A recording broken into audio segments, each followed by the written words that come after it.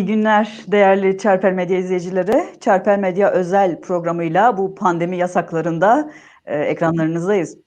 Bu programı sevgili Seyda ile birlikte yöneteceğiz. Seyda Alpşen. Onu siz zaten Alternatif Bakış programından tanıyorsunuz, seviyorsunuz. Bugün çok değerli bir konuğumuz var. Konu geniş. PAK Genel Başkanı Sayın Mustafa Özçelik konuğumuz ve çok geniş konuları ele almaya çalışacağız. Hoş geldiniz Sayın Özçelik. Hoş bulduk, sağ olun. Ve bu yayın için sizlere, ikinize, Çarpel Medya'nın tüm reji çalışanlarına, tüm emektarlarına ve Çarpel Medya yönetimine teşekkür ediyorum. Biz teşekkür ediyoruz. Programımıza geçmeden önce bu sabah biliyorsunuz Kürdistan depremle uyandı. Elazığ merkezli 5.3, Kandilli'ye göre 5.6 büyüklüğünde bir deprem meydana geldi. Öncelikle herkese geçmiş olsun diyelim. Ve bir duyuruda bulunmak istiyorum. Son 15 dakika değerli izleyiciler biz sorularınızı alacağız ve değerli genel başkana yönelteceğiz. Sayın Özçelik, biz 2020'nin genel bir değerlendirmesiyle başlayalım. Şimdi 2020 dünyası Trump yönetimiyle geçti biliyorsunuz. ABD'nin dünyaya etkisi nasıl oldu Trump yönetimindeki bu ABD'nin özellikle Kürtler açısından Trump'ı siyaseten nasıl gördü Kürtler? Ben de öncelikle Elazığ depremi nedeniyle halkımıza geçmiş olsun dileklerimi iletmek istiyorum ve dilerim Elazığ ve çevresinde can ve mal kaybı olmaz.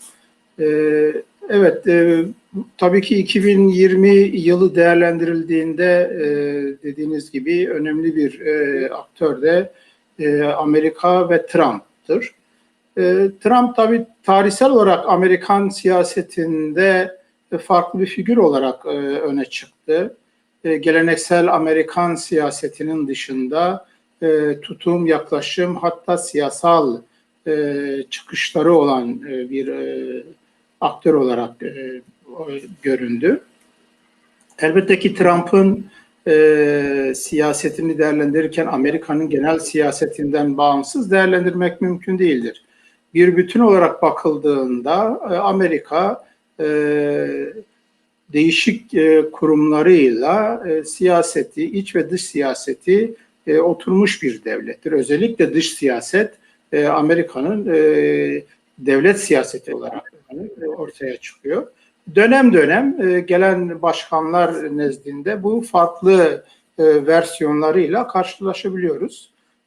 Bildiğiniz gibi Obama döneminde 8 yıl boyunca Obama daha böyle Amerika'nın belli sorunlara müdahalesinde daha pasif bir yaklaşım içerisinde oldu.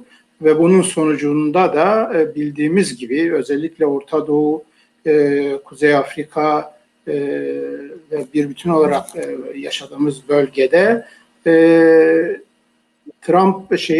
Obama'nın izlemiş olduğu siyaset sonucu neredeyse bir İran Şii imparatorluğu ortaya çıktı. Obama İran'ın böylesi bir noktaya varmasına fiilen göz yuman bir siyaset izledi. Ardından Trump daha reaksiyoner bir konumda bir çıkış yaptı. Ama açıktır ki Trump'ın söylediği siyasetlerin önemli bir kısmı da uygulanmadı. Yani Pentagon, CIA ve Amerika'nın geleneksel esas kurumları tarafından Trump'ın söylemleri birebir uygulanmadı. Ama dönem dönem gerçekten de geleneksel dış politika ve Amerika'nın dış politikasının çok dışında bir süreç yaşandı. Kürtler açısından baktığımızda Trump'ın Rojava Kürdistan'ında çok istikrarsız bir yaklaşım içerisinde olduğunu gördük. Geleneksel Amerikan siyasetinde özellikle son yıllarda Rojava'ya yapılan bir siyasal yatırım var. Bunu görüyoruz. Oradaki kesimlerle belli bir diyalog var. Hatta ciddi bir askeri destek var.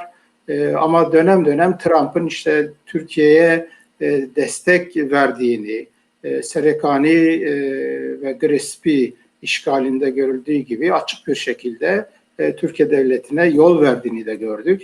Yani bir balans oluşturmaya çalıştığını da gördük. Bir bütün olarak bakıldığında Trump çok istikrarsız bir profil ortaya koydu. Ama genel anlamda bakıldığında da yani Irak'tan çekileceğiz, Suriye'den çekileceğiz ve benzeri şeyler söylendi ama bunlar bir kişinin belirleyeceği kararlar değildir. Amerikan devletinin geleneksel ve devletsel çıkarları ağırlıklı bir rol oynadı. Bu anlamda Trump'ı değerlendirdiğimizde sanırım tarihe istikrarsız ve belki de geleneksel Amerikan devlet başkanlığı sistemine çok uyumlu olmayan bir figür olarak bir tanımlama yapabiliriz. Bir de tabii Trump'ın Erdoğan'la organik yani da özel bir bağının olduğu çok yazılıp çizildi. Bu konu hakkında ne düşünüyorsunuz kısaca?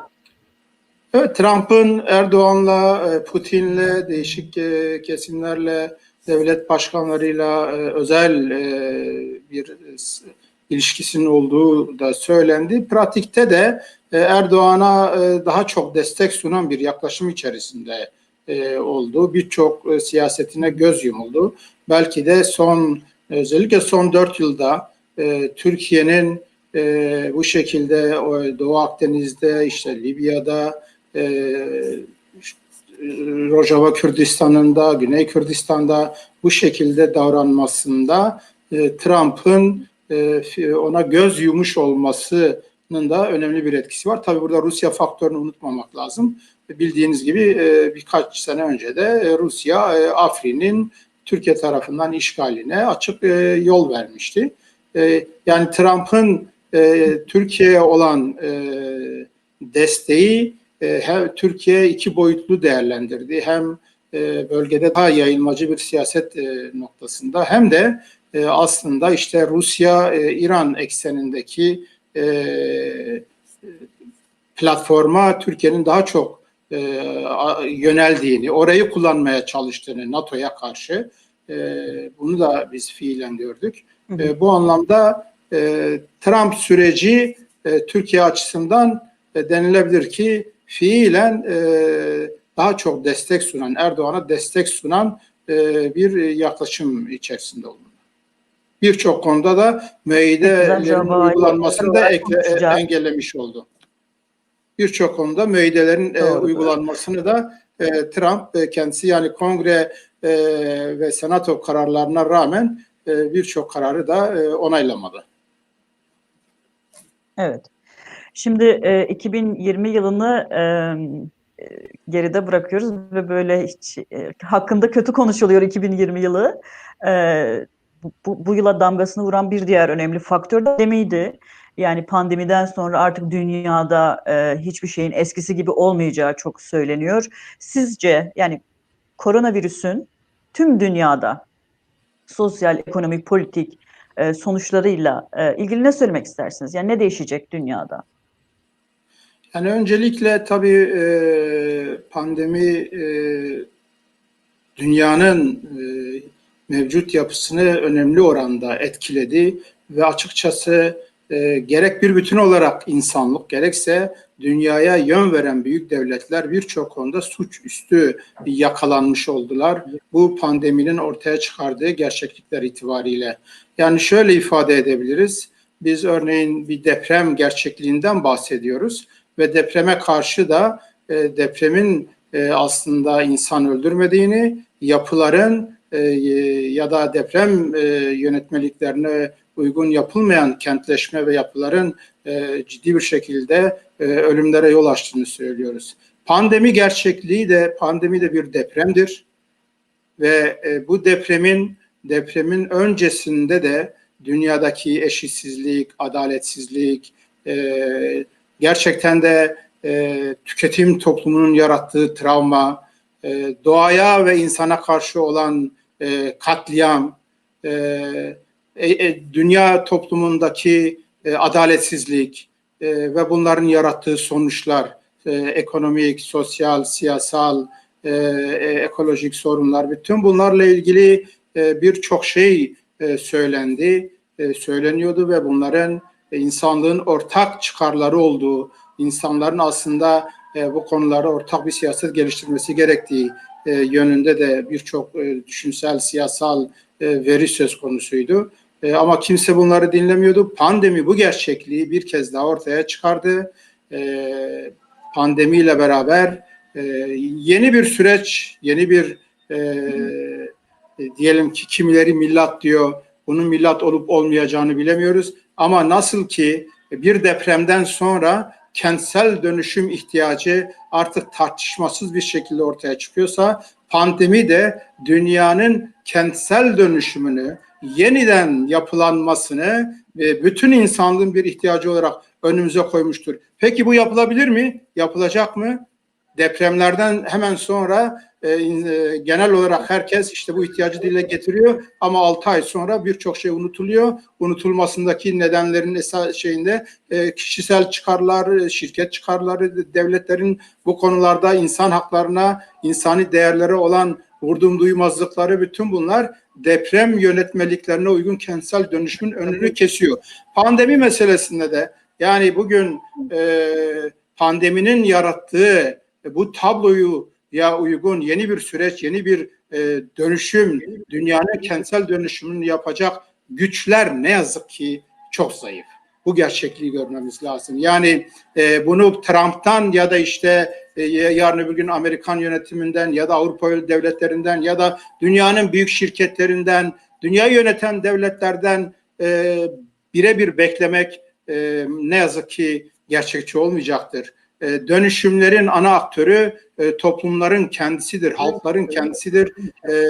Ne yazık ki bu konuda da özgürlüğü, adaleti, eşitliği, insan haklarını, insani yaşamı, ekolojiye ve insani değerlere sahip çıkmayı savunan kesimler çok örgütlü değildirler. Çok güçlü bir potansiyel olarak değişik ülkelerde bu anlamda pratikler de ortada. Yani bu pandeminin ortaya çıkardığı tabloyu insanlık adına büyük dönüşümlere dönüştürecek olan güçler her ülkedeki potansiyellerdir. Bu konularda ne yazık ki elimizde çok umut verici veriler henüz görünmüyor. Ama bütün insanlık için artık her şeyin eskisi gibi olmayacağı yeni bir süreç başlamıştır. Yani alışkanlıklar, bir takım gelenekler değişecektir.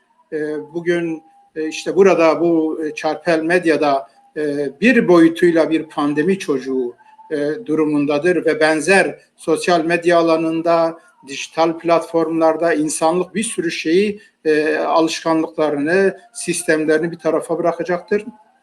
Mutlaka yenileme olacaktır. Pandeminin elbette ki fiilen yarattığı ortamda bugün örneğin Türkiye Devleti açısından baktığımızda gerçekten de pandeminin gerekleri yerine getirilmedi. Çok büyük bir yoksullaşma, insanların yaşam koşullarında çok ciddi bir sarsıntı meydana geldi. Türkiye'de de, Kuzey Kürdistan'da da ama devlet olarak bu konuda insanlara, halka, çalışanlara herhangi bir destek sunulmadı.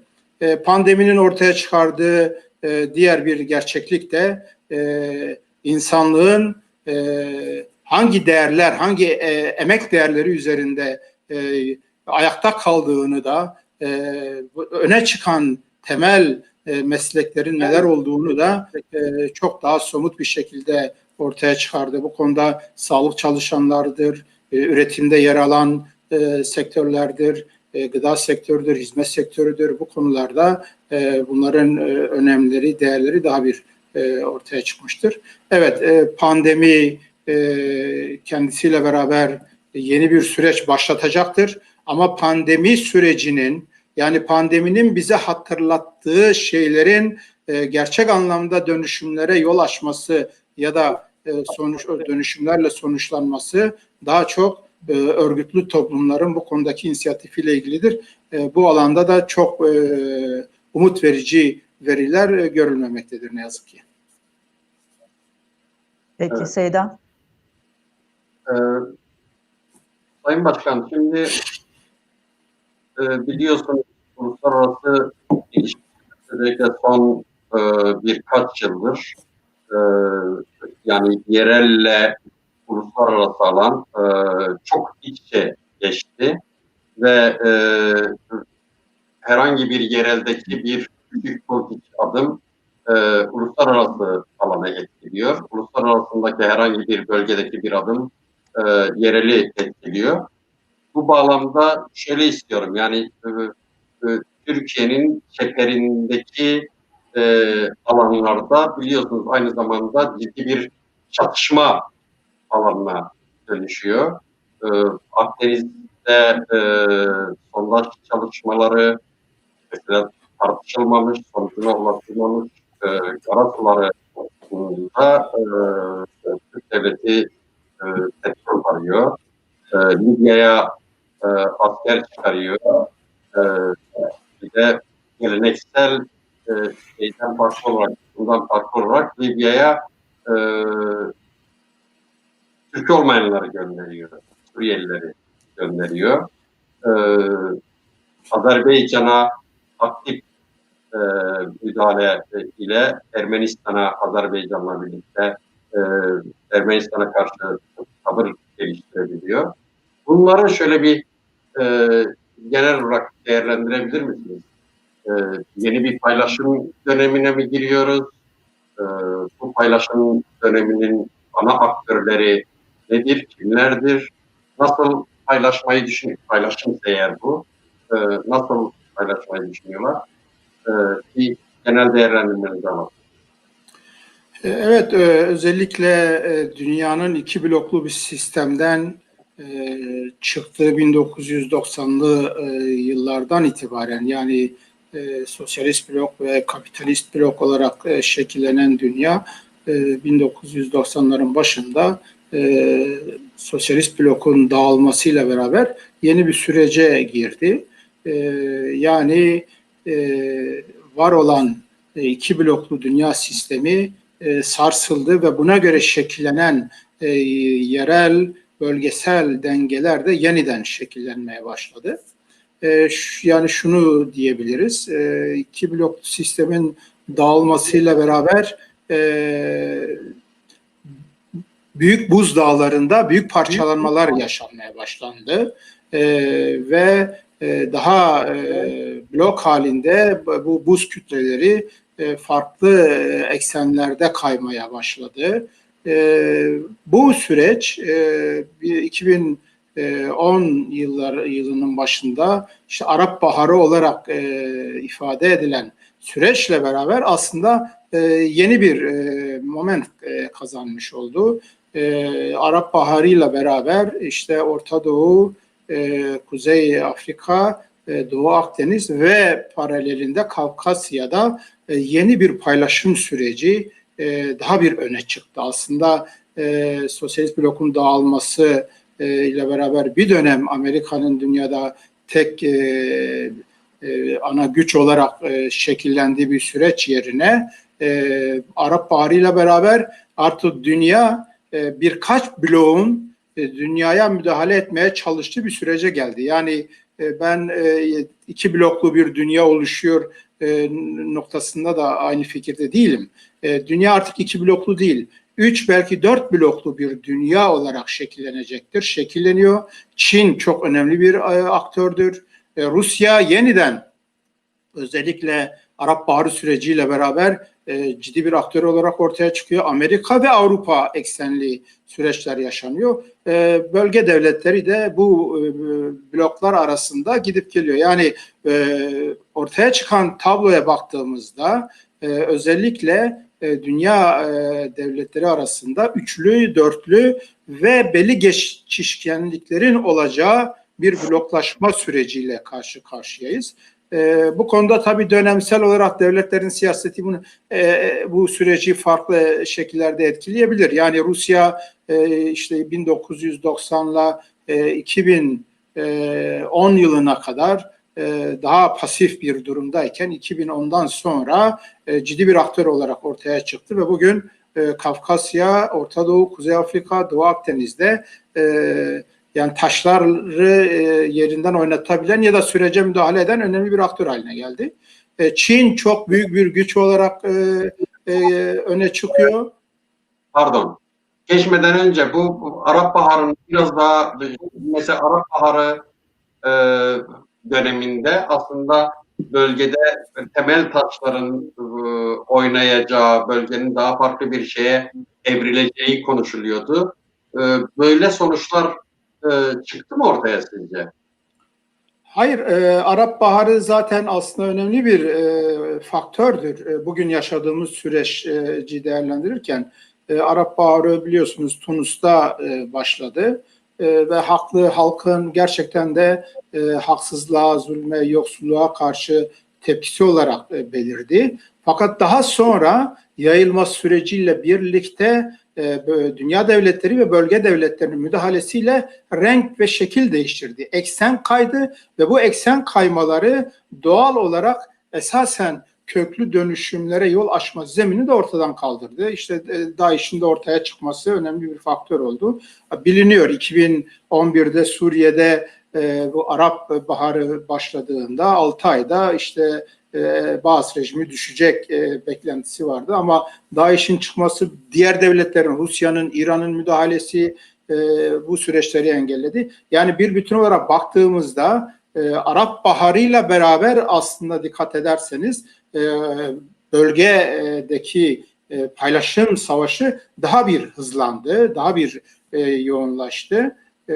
Burada da işte 4 ana faktör ortaya çıkıyor. Yani Çin'dir, Rusya'dır, Amerika'dır ve Avrupa devletleri içerisinde de tabii İngiltere ve Fransa, Almanya daha böyle balans siyaseti izleyen bir noktada. Ama Biden'la beraber bu noktada belli farklılıklar olacağı mesajı da var. Yani bu bloklaşmaları biraz daha toparlama. Yani Trump'ın yaptığı gibi daha başıbozuk bir Amerika Batı dünyası yerine böyle sürece müdahale eden bir Amerika'nın olacağı beklentileri söz konusu. Yani bir bütün olarak baktığımızda şu anda Orta Doğu, Kuzey Afrika, Doğu Akdeniz, Kafkasya ana ekseninde yeni bir paylaşım savaşı var.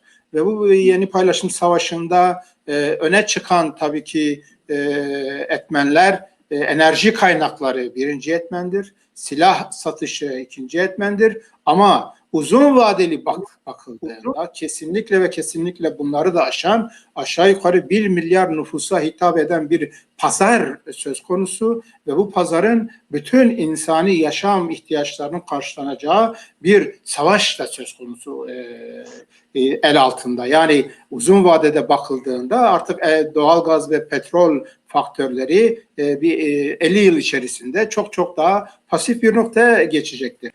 Daha çok pazarın ticareten ve ekonomik anlamda paylaşımı savaşı.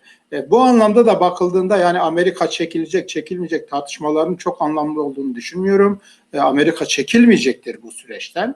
İngiltere hala önemli bir aktördür. Bildiğiniz gibi İngiltere 1700, 1800'lü, 1900'lü yıllarda ana dış bölgedeki, Orta Doğu'daki ve Uzak Asya'daki dış siyasetin eksenine işte Hindistan'a giden ticaret yollarının kontrol altında tutulması siyasetini koyuyordu.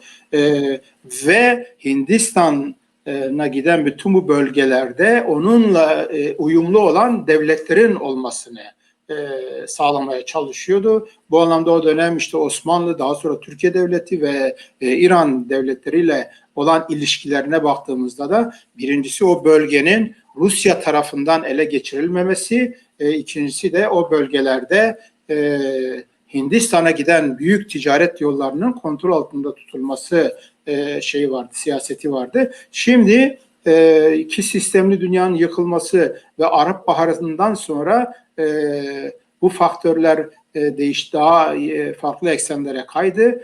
Yeni bir paylaşım savaşı var. Kafkasya'da görüyoruz bunu. Bu Kuzey Afrika'da görüyoruz.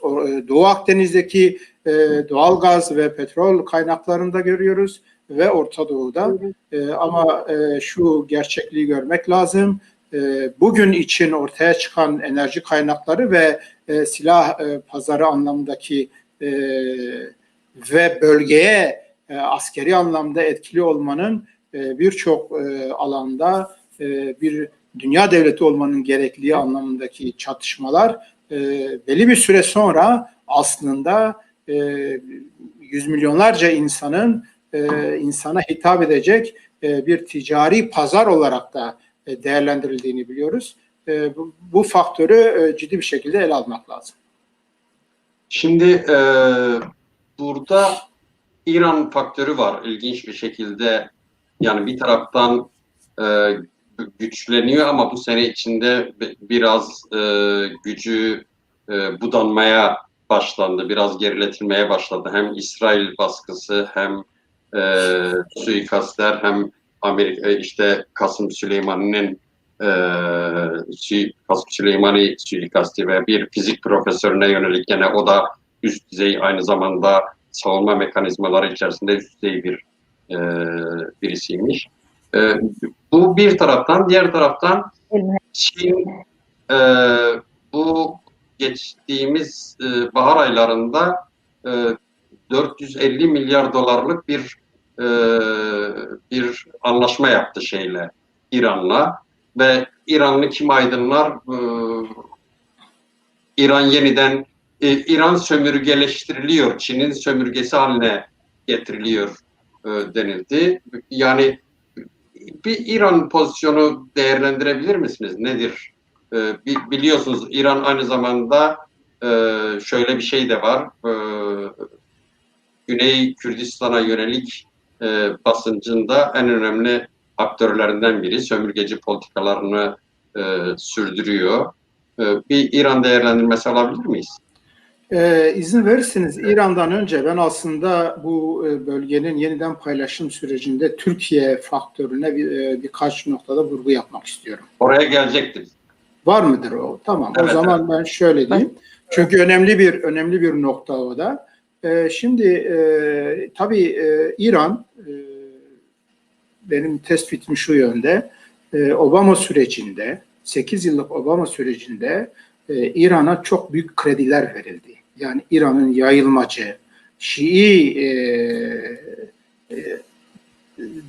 Şiilik adı altında büyük bir imparatorluğa dönüşmesi, Şii hilali oluşturup Akdeniz'e ulaşması, bu anlamda bölgenin ana büyük gücü haline dönüşmesinde İngiltere ve Obama'nın ciddi bir şekilde izlemiş olduğu destek ya da pasif siyasetin etkili olduğunu düşünüyorum. İran 8 yıl içerisinde daha güçlü bir şekilde işte Irak'ta, Suriye'de, Lübnan'da, Yemen'de giderek işte diyelim Bahreyn'de, diğer ülkelerde neredeyse o ülkeleri yönetir ya da o ülkelerde ana aktör haline gelir düzeye geldi. Bu tabii ki bunu sadece Obama'nın işte kişisel bir tutum olarak sanırım yorumlamamak lazım. İngiltere'nin zaten tarihsel anlamda İran'a ciddi bir desteği vardır. Amerika'nın da bu konuda özellikle bölgede Saddam Hüseyin'in gittikçe büyümesi ve Arap milliyetçiliği adı altında bütün Arap devletlerini birleştirme ve bölgede Amerika'ya ve büyük devletlere karşı ana aktör haline gelmeye başlaması tehlikesi ve bunun tabii ki İsrail'in de bölgedeki çıkarlarına zarar verebilir zemine gelmesiyle beraber bildiğimiz gibi 1991 başında bir Haliç, Saddam'ın kuvveti işgaliyle beraber ciddi müdahalelerde bulunuldu ve Amerika açısından bölgede balans gücü oluşturabilecek aktörler belki arandı Amerika, İngiltere açısından.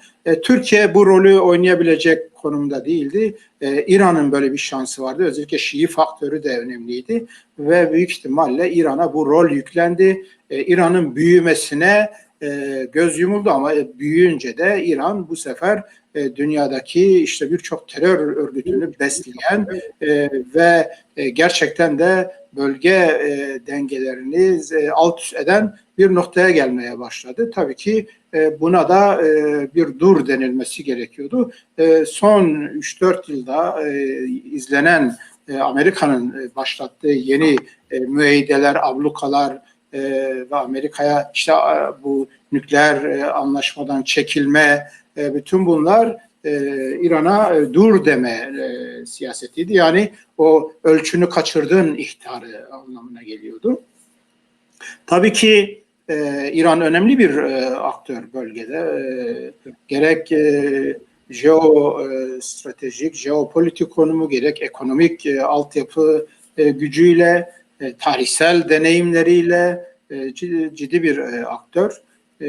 Ve İran şu anda tabii ki bir yandan Rusya ile çok ciddi bir ilişki içerisinde, bir yandan da Çin'le bu süreci geliştirmeye çalışıyor. Yani az önce dile getirmeye çalıştığım dünyanın 3 ya da 4 bloklu bir dünyaya dönüşmesi zemininde İran'da bir yandan Çin ana aktörü ile oluşacak blokta, bir yandan da Rusya'nın yöneteceği bir blokta yer alma ya da ikisi arasında gidip gelme gibi bir siyaset izlemektedir.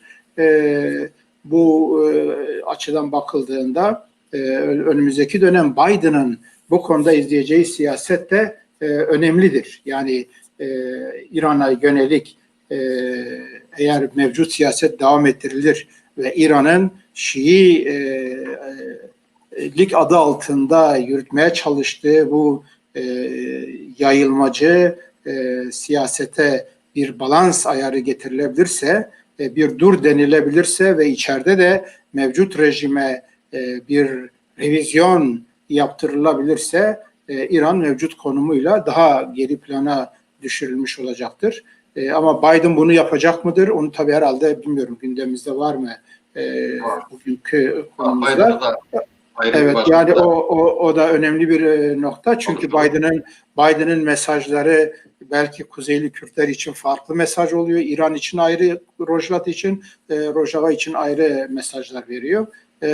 Bu anlamda onu da değerlendirmekte yarar var. Evet. Ama İran'ın şu anda izlemiş olduğu siyaset Şii İmparatorluğu adı altında aslında bir Pers İmparatorluğu, yeni bir Pers İmparatorluğu yaratılıyor ve burada da bu imparatorluğun izlediği siyasetten en büyük zararı gören milletlerin başında Kürtler geliyor.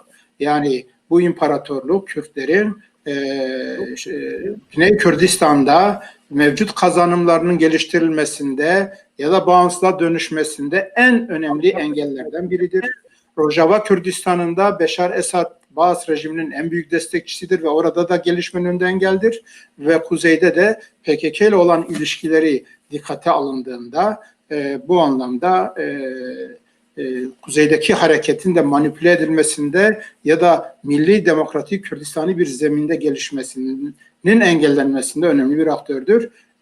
İran çok önemlidir. İran'ın mevcut siyaseti Kürtlerin ne yazık ki hani coğrafya kaderdir deniliyor ama İran ayrı bir kadere dönüşüyor maalesef bu durumda.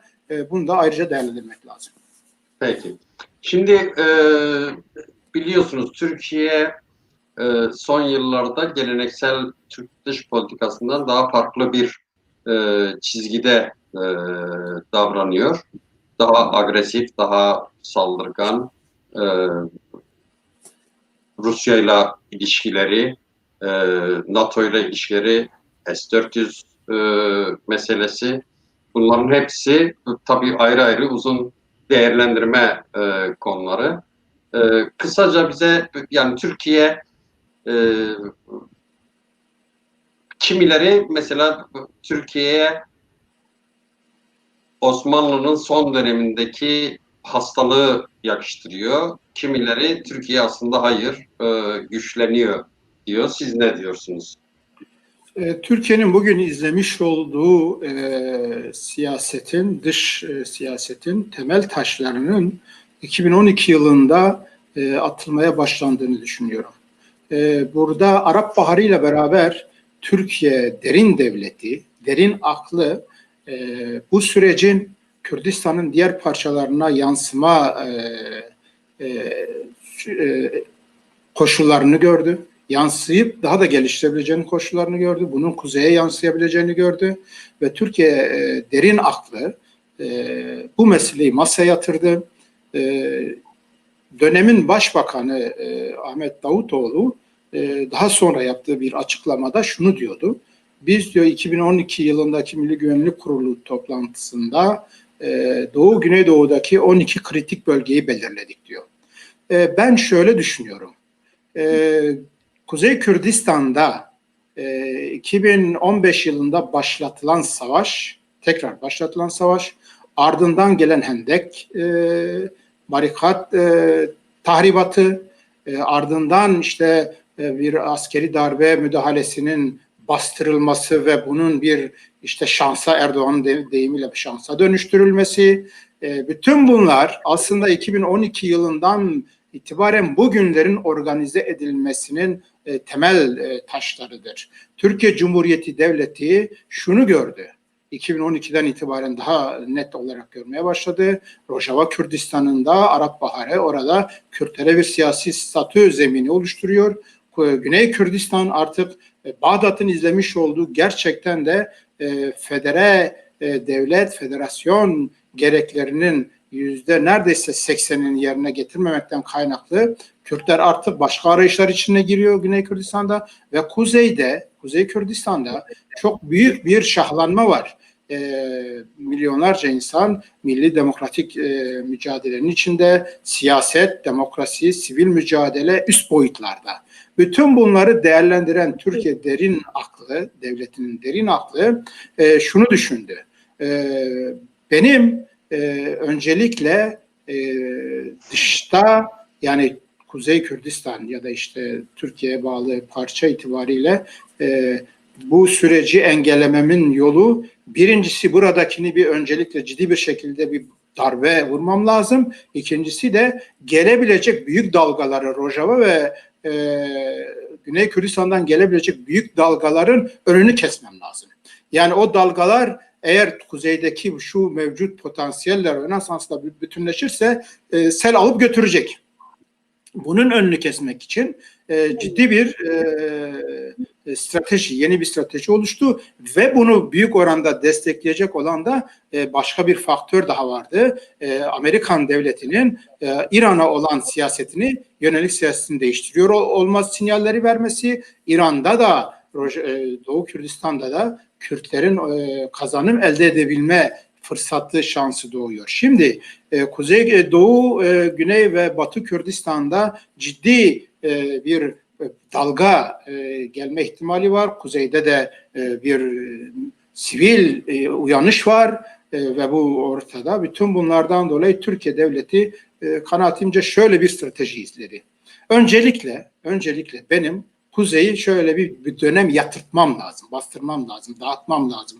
Ben Rojava Kürdistan'ında bir ihtimal doğuyor. Arap Baharı ile beraber orada bir siyasi statü, elbette ki devletler bu analizleri yaparken sadece gazetelerden okumuyorlar. Yani Amerika'nın siyaseti, Rusya'nın siyaseti, diğer devletlerin siyasetini izliyor ve oradaki dinamiklerin yol açabileceği sonuçları değerlendiriyorlar. Öncelikle Rojava Kürdistan'ında bir siyasi statü elde etme, Kürtlerin zemininin olduğunu gördü. Ve Erdoğan şu tespiti yaptı. Biz dedi Kuzey Irak'ta yaptığımız yapılan hatayı Kuzey Suriye'de tekrarlamayacağız.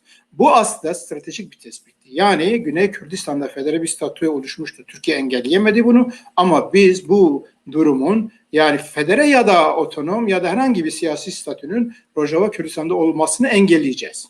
Birinci boyut buydu. Şimdi bunu yapabilmek için Türkiye'nin kendi içinde biraz daha devlet olarak rahat kalması gerekiyordu. İşte 2015 Temmuz'unda yeniden başlatılan savaş ve PKK'nın de bu savaşı şehirlerde işte öz yönetim adı altında barikat hendek savaşlarına dönüştürmesi Türkiye devleti için çok ciddi bir elverişli zemin yarattı ve Kürtler... Bir meşruiyet de kazandırdı sertliğine.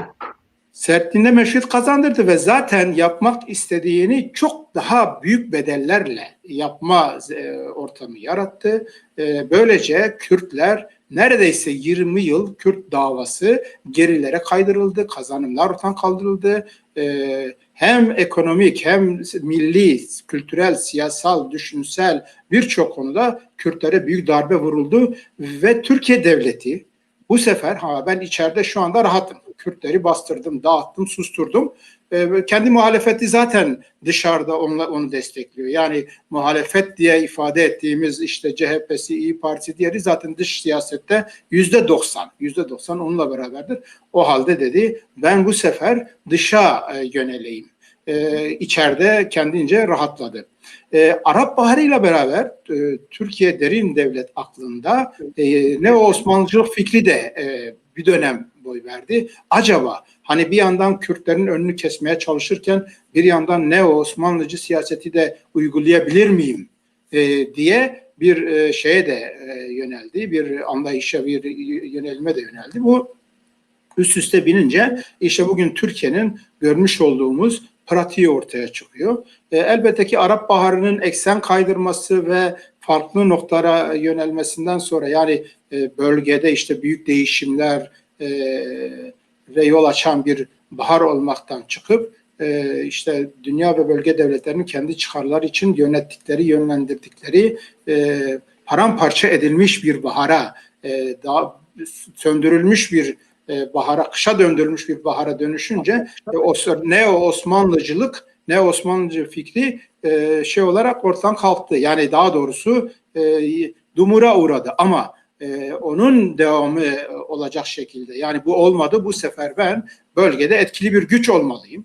Ben de bir aktör olmalıyım. Evet gidip orayı burayı tekrar ele geçirip işgal edip işte Osmanlı toprakları haline getiremem ama ben de burada bir aktör olacağım ve bu yönüyle de hem aktör olurken enerji kaynakları işte jeopolitik güç olarak sürecin içinde yer alma gibi bir düşünce varken bir yandan da ben masada bu şekilde eğer güçlenebilirsem bu sefer Kürtlerin Rojava Kürdistan'da, güneyde daha da büyük kazanımlar elde etmelerinin de hem sahada hem masada önünü kesme gibi bir güç de elde ederim dedi. Peki bunu sürdürülebilir buluyor musunuz? Yani mesela Türkiye uluslararası ilişkilerinde aslında çok yalnızlaştı. Yani şeye baktığınızda, ilişkilerine baktığınızda çok yalnızlaştı. Sürdürülebilir bir şey midir bu politika?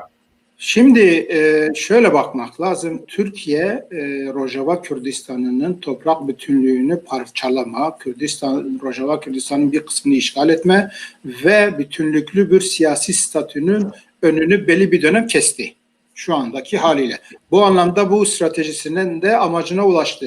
İkincisi Güney Kürdistan'da bağımsızlık referandumunun başarısı sonrasında Kerkük ve işte 140. madde kapsamındaki %45'e yakın Kürdistan topraklarının yeniden Haçlı Şabi ve Bağdat tarafından işgalinde İran'la beraber çok önemli bir aktör oldu. Bu konuda da kendince etkili oldu. Yani Türkiye'nin belki birincil amacı bu ama bölgenin enerji kaynaklarından yararlanma, gelecekte Suriye'nin ekonomik paylaşımında, Suriye'nin yeniden inşasında bir güç olma ve Suriye inşa edilirken, siyaseten de inşa edilirken orada Kürtlerin en az kazanım elde etmeleri için Türkiye adına birilerinin masada olması lazım. Onun için de Türkiye'nin sahada olması lazım. Bu konularda nispeten şu anki haliyle Türkiye yani belli bir kazanç elde etmiş durumdadır. Şunu da görmek lazım. Bu süre zarfında Rusya şu ya da bu şekilde Türkiye'ye ya destek oldu ya göz yumdu. Amerika bir şekilde Türkiye'nin bu siyasetine göz yumdu. Bu anlamda Türkiye bundan da cesaret aldı. Bir de Amerika'nın İran'la olan problemleri, Rusya ile olan çelişkileri, Çin'le olan sorunlarından Türkiye ciddi bir şekilde fırsat kollamaya, yararlanmaya başladı, çalıştı ve bir derecede de işte bir NATO üyesi olmasına rağmen Rusya ile İran'la ya da bu Avrasya konseptiyle daha da yakınlaşması, fiilen işte S-400'lerin alınması, bütün bunlar Türkiye'nin bu süreçle oynamaya çalıştığını, buradan yararlanmaya çalıştığını gösteriyor. Doğu Akdeniz'de, işte Libya'da izlenen siyasete de baktığımızda Türkiye ben de burada buradan pay alacağım diyor. Elbette ki yani bu mevcut haliyle özellikle Avrupa ülkeleri bazında, Avrupa devletleri bazında Türkiye ciddi bir izolasyona uğramış durumdadır. Ama yani Amerika'nın ve Rusya'nın henüz bu konuda çok ciddi bir tutumu yok. Son dönem işte Temsilciler Meclisi, Amerikan Temsilciler Meclisi'nde, Senato'da alınan bazı kararlar var. Özellikle S-400 bazında. Biden döneminde bu nasıl bir şekil alacak onu göreceğiz. Ama Türkiye dünya devletlerinin, Rusya, Amerika ve özellikle Avrupa'nın, yani bölgede etkili olan devletlerin kendisine olan gevşek, hatta göz yumucu siyasetinden maksimum derecede yararlandı şu ana kadar.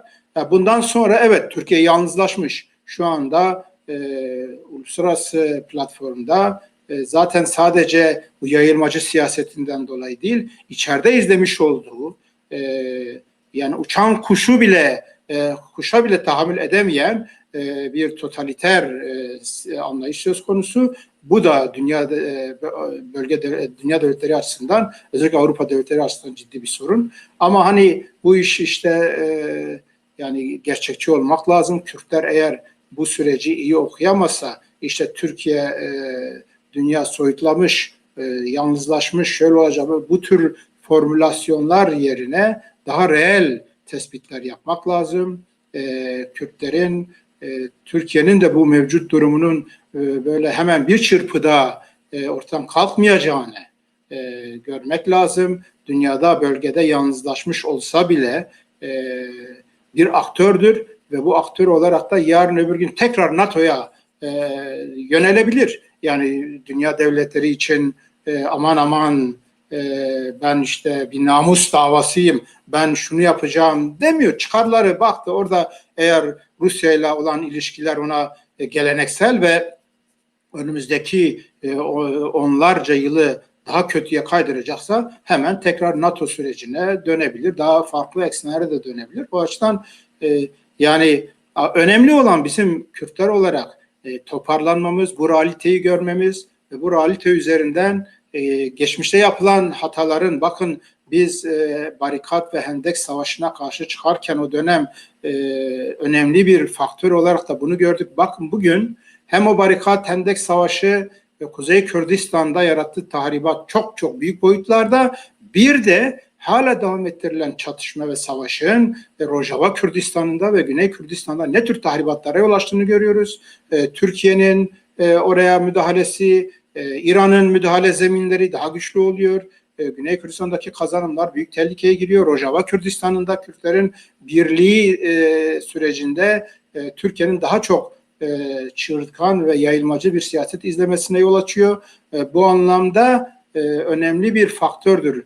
Bunu zaten programın akışı içinde konuşacağız. Bugün Kürtler açısından üç temel faktör söz konusu. Birincisi Güney Kürdistan'daki federe devlet kazanımlarının ayakta tutulması. İkincisi Rojava Kürdistan'ında var olan PNK-NKS arasındaki ittifak görüşmelerinin ortak bir yönetimle sonuçlandırılması, ortak yönetim temelinde bir ittifakla Duhok mutabakatı ve PKK'nın de bu savaşa son vermesi, bu savaşın Kuzey, Güney ve Rojava Kürdistan'da, hatta Rojava Kürdistan'da, Doğu Kürdistan'da yarattığı tahribatların önünü kesecek ve Kürtler için yeni bir sayfa başlayacaktır. Bu anlamda baktığımızda Türkiye Devleti'nin izlemiş olduğu bu yayılmacı siyaset elbette ki çıkmazdı. Türkiye Devleti İran gibi güçlü kaynaklara sahip, ekonomik kaynaklara sahip bir devlet de değil. Yani böyle her tarafta kendisine bağlı paramiliter güçler oluştur. Bütçesinin önemli bir kesimi savaşa, dışarıdaki böyle şeylere müdahale, yok Azerbaycan, Kafkasya, yok Libya, yok Doğu Akdeniz. Yani Türkiye'nin böyle bir gücü yok.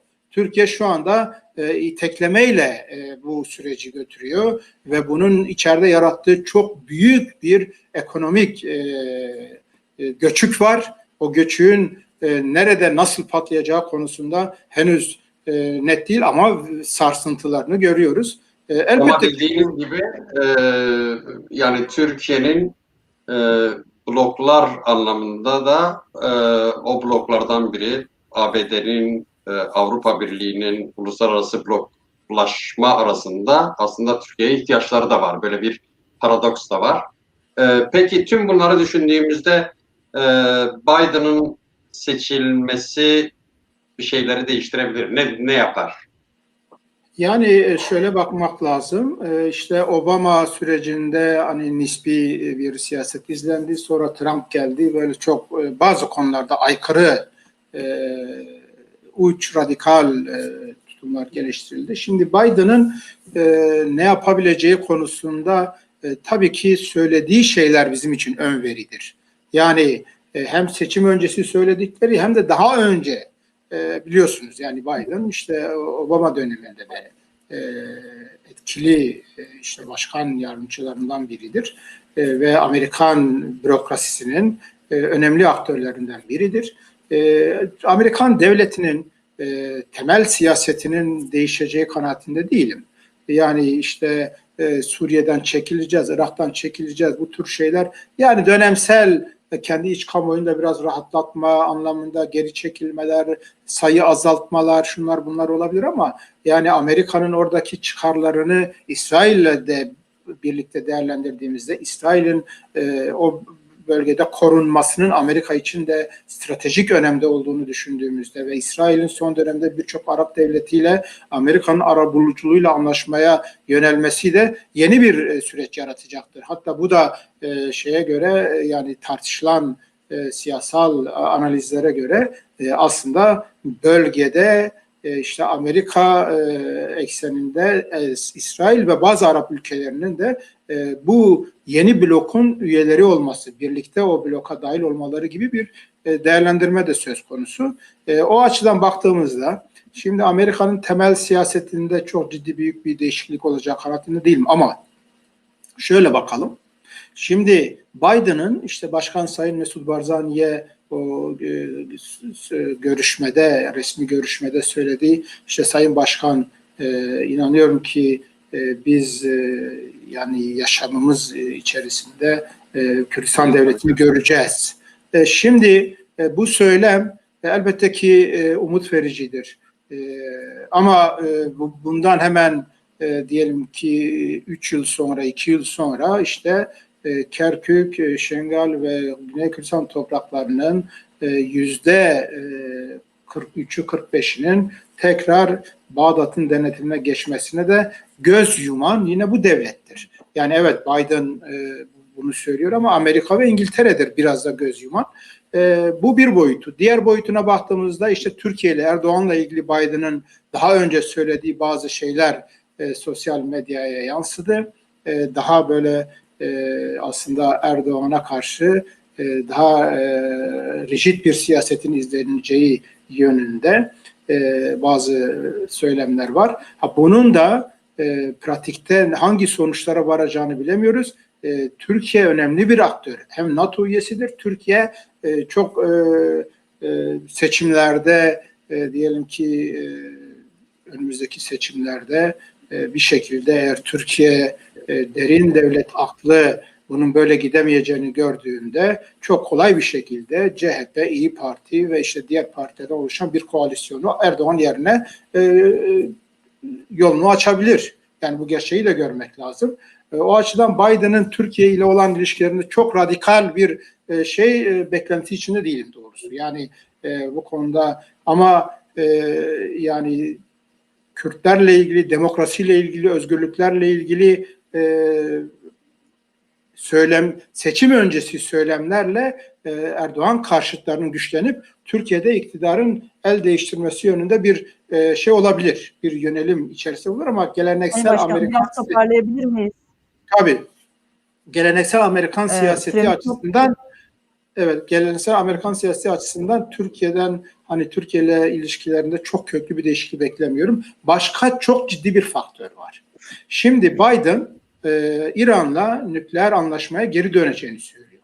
Eğer bu ön adım İran'la ilişkilerin normalize edilmesine de yumuşatılmasına dönüşürse Kürtler açısından çok büyük bir olumsuz tablonun zemini oluşabilir. İran'ın tekrar toparlanıp güçlenmesine zemin yaratabilir. Ve bu da bir bütün 4 parça Kürtler açısından çok pozitif değil. Ama genel olarak bakıldığında yani öncelik şu anda Güney Kürdistan'daki kazanım ve onun geliştirilmesi konusunda, bunda bile eğer Biden iyi bir siyaset yürütebilir, Kürtlere destek siyaseti yürütebilirse Kürtler açısından çok ciddi bir kazanıma yol açabilir. Ama İran'la yani nükleer anlaşmanın yeniden yürürlüğe girmesi İran'ın iç dengelerini de bir anlamda etkileyebilir. Yani Amerika çok net olarak, yani bizim derdimiz bu İran devletini ortadan kaldırmak değildir. Orada bize evet diyen, bizimle uyumlu çalışan bir sistem istiyoruz, rejim istiyoruz diyor. Bu anlamda hani o konuda da çok hayalci olmamak lazım. Yani Amerika şu anda eğer İran'da kendisiyle uyumlu bir iktidarı getirtebilirse, mevcut Molalar rejimini değiştirip bir rejim getirebilirse, Kürt meselesinde çok radikal bir sürece girebileceğin garantisi yok. O da Kürtlere kalmış. Yani Kürtlerin örgütlülüğüne ve dünya devletleriyle ilişkilerine kalmış. peki, teşekkür ederim. Tabii yani hani bir program süresince bu konuları çok açabiliriz ama zaman sorunumuz da var. Şimdi burada tabii biraz... hani biraz tabii gerçekten hani ne var ne yok gibi bir programımız oldu. Evet. Şimdi tabii 2020'nin değerlendirilmesi, sizler de haklısınız. Tabii ki izleyen insanlarımızı da sıkmamamız lazım. Özür diliyorum. Tabii konu çok geniş. Her biri başlı başına bir program konusu. Toparlamaya çalışalım. Her konuştuğumuz başlık aslında ayrı bir program konusu. Şimdi daha biraz somuta gelelim. Evindar. Şimdi biraz PAK'ın siyasi perspektifini rica edeceğim sizden Sayın Genel Başkan. PAK ikinci olağan kongresini gerçekleştirdi bu pandemi koşullarında. Şimdi ne tür değişiklikler oldu, ne tür kararlar alındı? Siyasi perspektif olarak ne açığa çıktı bu kongre? Bir, özel olarak acil talepler programını sormak istiyorum. Yani neler diyor bu? Bir, muhataplar kimler bu iki? Yani genel olarak baktığınızda bir şey görülüyor. Bir devlete bir çağrı, Kürt sorununun çözümüne dair ve yaraların sarılmasına dair devlete bir çağrı görülüyor. Öbür taraftan da bir Kürt blokundan söz ediliyor. Burada açmanızı isteyeceğim. Bir de tabii bu ara yani Türk siyasetinde gündeme gelen kapatma davası fenomeni var biliyorsunuz Türkiye'de. Bu PAK da nasibini aldı ve PAK hakkında açılan bir kapatma davası var. Bu konudan da bahsetmenizi rica edeceğim ve PAK'ın kendini bu kapatma davasına karşı nasıl savunduğunu öğrenmek istiyoruz. 1965 yılından itibaren Kuzey Kürdistan'da işte Türkiye Kürdistan Demokrat Partisi'nden başlayarak Kürtler yeniden illegal temelde partiler kurmaya başladılar. Daha önceki süreci bir tarafa bırakıyorum. 65'ten sonra birçok Kürdistani parti kuruldu. Ve kurulan partiler yasal çalışma zeminleri olmadığı için illegal olarak kuruldular. Ama şöyle bir arşivlere bakarsanız illegal kurulan bütün partilerin, yani TKDP, Türkiye'de KDP, daha sonra KİP oldu, KİP'te de KD oldu, daha sonra TKSP, bugünkü PSK, daha sonra diğer örgütler, işte Kava'dır, Rızgari, Ala Rızgari, Tekoşin, işte TKDP, KUK'la devam etti yani isim olarak. Bütün bunların hepsinin açıklamalarına bakarsanız şu cümle ortak cümledir. Kürt partilerine, Kürdistani partilere kendi isimleri ve programlarıyla yasal çalışma hakkı tanınsın. Yani Türkiye Devleti'nden yapılan önemli taleplerden biri de buydu. Kürdistan Özgürlük Partisi işte bu talebi yerine getirdi. Kürdistan Özgürlük Partisi oluşan koşulları da değerlendirerek, tabii ki diğer 3 parti de aynı süreci yaşadı. Biz 1965'ten 2014'lere kadar, 15'e kadar, 14'lere kadar illegal olarak faaliyet gösteren Kürdistani partilerin Aynen onların isim ve programları, milimetrik ne varsa hepsini programımıza koyduk ve partimizi kurduk ve bunun yasal statüsünü de elde ettik. Bu Kürdistan halkı için önemli bir kazanımdır. Buna değer verilmesi lazım. Bu şu anlama gelmiyor. Elbette ki legal siyasette Kürdistan ismiyle faaliyet göstermemek de bir alternatiftir. Paralelinde de yürütülebilir. Yani illa ya bu demeye de gerek yoktur ama bu da bir kazanımdır, önemli bir kazanımdır. Bunu sahiplenmek gerekiyor. Ama biz 2014 Ekim'inde partimizi kurduk. 2015 Ocağı'nda Yargıtay Cumhuriyet Başsavcılığı hemen bize ihtar gönderdi. Partinizin adı ve programı anayasaya ve partiler yasasına aykırıdır, değiştirin dedi. Biz değiştirmedik ismimizi. Ardından Anayasa Mahkemesi aynı çağrı yaptı. Biz yine değiştirmedik.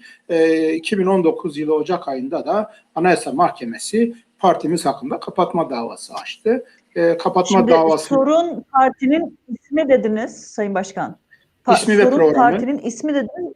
İsmi ve program. Programda ne vardı? Şimdi onu anlatmaya çalışıyorum. Şimdi aslında kapatma davasının eğer detaylarına bakılırsa kamuoyuna yansıdığı gibi sadece partinin işte isminde Kürdistan var. Programında Kürtlerin kendi kaderini tayin hakkından federal, konfederal, bağımsızlık çözümlerden ve bugün için federal bir federasyon çözümü sadece bunlar değil. Yargıtay Cumhuriyet Başsavcılığı iddianame ve son mütalasında Kürdistan Özgürlük Partisi'nin Türkiye'de Türk milleti dışında başka bir ırktan, başka bir dilden ve o dille eğitimden bahsettiği için ayrılıkçılık, bölücülük yaptığını ve ırkçılık yaptığını söylüyor. Bakın bu ırkçılık ithamı, bu belki de Türkiye Cumhuriyeti tarihinde bu anlamda ender görülen suçlamalardan biridir. Yani biz Kürtler vardır ve ana dille eğitim hakkı vardır dediğimiz için bizi ırkçılıkla suçluyor. Elbette ki biz de kendi yazılı savunmamızda bütün bunlara cevabı verdik. Biz PAK olarak iki bölümden oluşan bir savunma yaptık.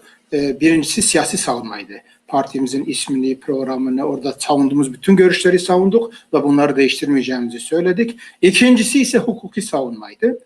Hukuki savunmayla ilgili de değerli bir hukukçu arkadaşımız bize çok ciddi destek sundu ve o konuda elbette ki önümüzdeki dönemlerde kendisinin de kamuoyunda bu sorunu beraber değerlendireceğimiz programlar da yapmak isteriz. Bu hukuki savunmada da birincisi Türkiye Cumhuriyeti Anayasası'nın 90. maddesinde şöyle bir madde var, vurgu var.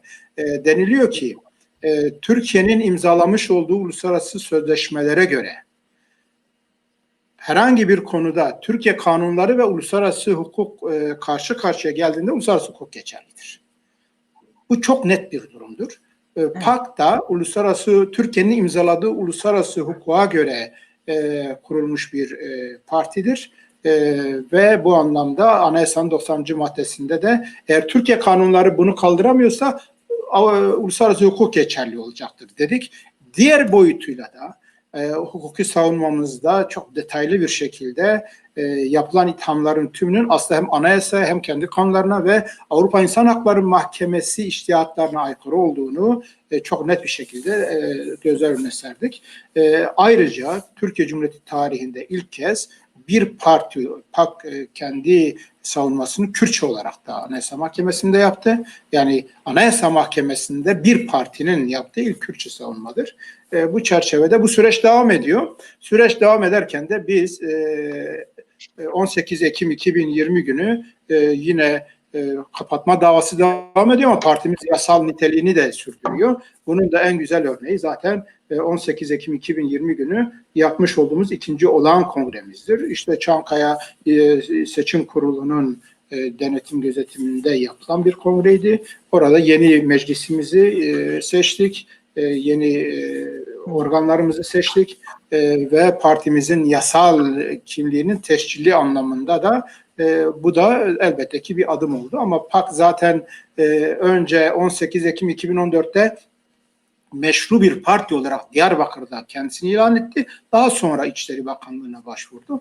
Yani hem meşru bir partiyiz hem de yasal imkanlardan yararlanmaya çalışan bir partiyiz. PAK'ın 2. Kongresinde öne çıkan ana birkaç noktayı dile getirmek istiyoruz. Parti meclisimiz neredeyse yarı yarıya yenilendi. Parti meclisimizde kadın üye sayısı ciddi bir şekilde arttı. Genç üye sayısı arttı. Tabii ki istediğimiz ve hedeflediğimiz boyutta olmasa bile bu bizler açısından bir yenilenmenin de başlangıcıdır. Siyaseten de Kürdistan Özgürlük Partisi Kuzey Kürdistan'da son 6 yıllık çalışmasıyla şunu gösterdi. Bir belgesi var, önemli bir belge. Biz kurulurken de şunu söyledik. Siyaset, fikir ve program açısından birbirine yakın ya da benzer olanlar tek partide birleşmeli. Tek partide birleşemeyenler, ki Kürtlerin hepsini tek partide birleştiremeyiz. Sosyalisti var, dincisi var, diğer farklı eksenlerde olanlar var. Birleşemeyenler de kendi aralarında ittifak ve işbirliği yapmalı. İşbirliği yapamayanlar değişik sebeplerden diyalog içinde olmalı. Diyalog bile yapamayanlar düşmanlık yapmamalıdırlar. Bakın bu stratejik bir belgedir. Bu kongremiz tarafından bir kez daha onaylandı ve bugün bunun üzerinden devam ettiriyoruz. PAK 6 yılda Kuzey Kürdistan'daki Milli Demokratik ittifakların, işbirliklerinin, adımların hemen hepsinde olan bir aktördür. Bu da onun bir özelliğidir. PAK'ın diğer bir önemli özelliği de biz bir süreciz. Devam eden, yürüyen bir süreciz. Biz kurulurken şu çaba içinde olduk. Dedi ki PAK herhangi bir Kuzey Kürdistan'daki bir eski parti, örgüt, siyasal geleneğin devamcısı değildir. Kuzey Kürdistan'da emeği, çalışması, mücadelesi olan özgürlükçü, demokrat, milli Kürdistani potansiyelin tümünün mirasçısı ve devamcısıdır. Hepsini sahipleniyor, hepsinin devamcısıdır. Bugün ve öyle kurulmaya çalıştık. İlk başta istediğimiz boyutta amacımıza ulaşamazsak da bu sürecimiz devam ediyor. Bugün de biz bu eksene evet diyen herkesle her durakta, her momentte bir araya gelmeye, birleşmeye hazırız. Ama maalesef Kuzey Kürdistan'da bizim dışımızda hiçbir parti, örgüt, çevre bu anlayışa sahip çıkmadı. Bu anlamda da biz PAK olarak sürekli bugün örgütlü kesimlerin dışında onları 10 kat aşan örgütsüz Kürdistani demokrat özgürlükçü kadrolar var. Biz bu kadroların gelip PAK'lı olmalarını, daha doğrusu kendilerinin PAK'a sahip çıkmalarını istiyoruz ki bu düşünceyi geliştirelim, yoğunlaştıralım.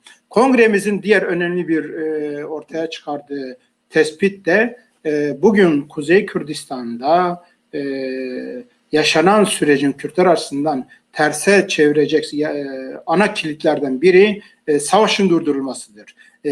Bir an evvel bu çatışmaların Türkiye Devleti savaşı durdurmalıdır. PKK bu çatışmalara, bu silahlı eylemlere son vermelidir.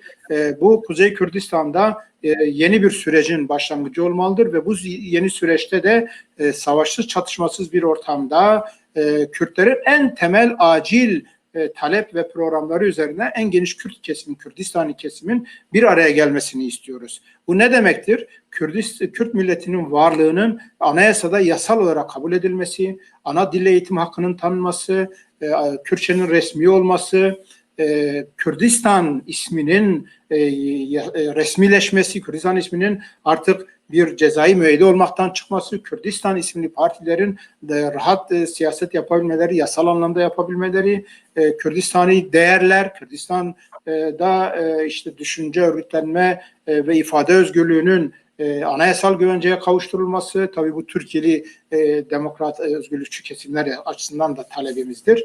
Bütün bu temel talepler ekseninde bir programımız var ve önümüzdeki süreçte bunu kamuoyuyla da daha rahat paylaşacağız. Bu pandemi süreci biraz tabii ki bazı şeyleri etkiledi ama ana ögemiz şudur: Kürtlerin olabilecek en temel talepleriyle en geniş Kürdistani kesimi savaşa hayır, bu temel taleplerde bir araya gelelim yönlü bir kısa orta vadeli programı içeren bir acil talepler programımız var.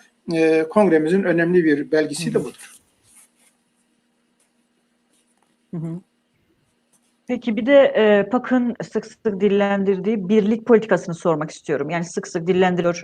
Mümkünse birleşme, az önce söylediğiniz olmaz veya birlikte gitme, En olmadı düşmanlık besleme, yani kamuoyunda çok ısrarcı görülüyor. Bu konu sizin açınızdan neden bu kadar önemli Sayın Başkan? Yani Kürt birliği neden önemli ve bugün onun zemini var mı, mümkün mü? Şimdi Başlamadan ben de bir parantez açıp yani açmanızı istiyorum. Şimdi şöyle bir şey yapıyorsunuz. Yani bu bir birlikle ilgili açıklama falan yaptığınızda ya da ben öyle duyuyorum. Partinin adından vazgeçebiliriz. Tartışma konusu olabilir. Genel başkanlık tartışma konusu olabilir. Biliyorsunuz ben de Kürdistan Özgürlük Partisi'nin birisiyim. Tamam, aktif bir görevim yok. Tamam, herhangi bir organda şeyim yok. Yani siz yorulmuş olabilirsiniz, bırakmak istiyor olabilirsiniz ama yani partinin evet. adından tartışma konusu yapmayalım lütfen. Evet, şimdi öncelikle PAK niye kuruldu ona bakmak lazım. Hangi fikirden hareketle PAK kuruldu? Birçok grup, dağınık gruplar vardı, partiler vardı. PAK'ın kadroları olarak biz bir ön toplantı yaptık 2013 yılı Nisan ayında. Diyalog Komisyonu diye bir komisyon kurduk. Bir şu tespiti yaptık. Şu anda Kuzey Kürdistan'da o dönem için şu tespiti yaptık. Kuzey Kürdistan'da fikren, siyaseten birbirine yakın, illa birinin fotokopisi olması gerekmiyor. Birbirine yakın çok geniş bir kesim vardır ve bu kesimin bu şekilde dağınık, paramparça olması Kürdistan halkının özgürlük mücadelesinde bir katkısı yok. Hatta zarar veriyor toparlanma ve yeni bir güç oluşturma anlamında. O tespiti yaptık ve dedi ki hangi gruptan, hangi partiden, hangi siyasal gelenekten geliyorsa gelsin ya da gelmesin. Yeni tradisyon, yeni özellikle yeni potansiyel, yeni kesim.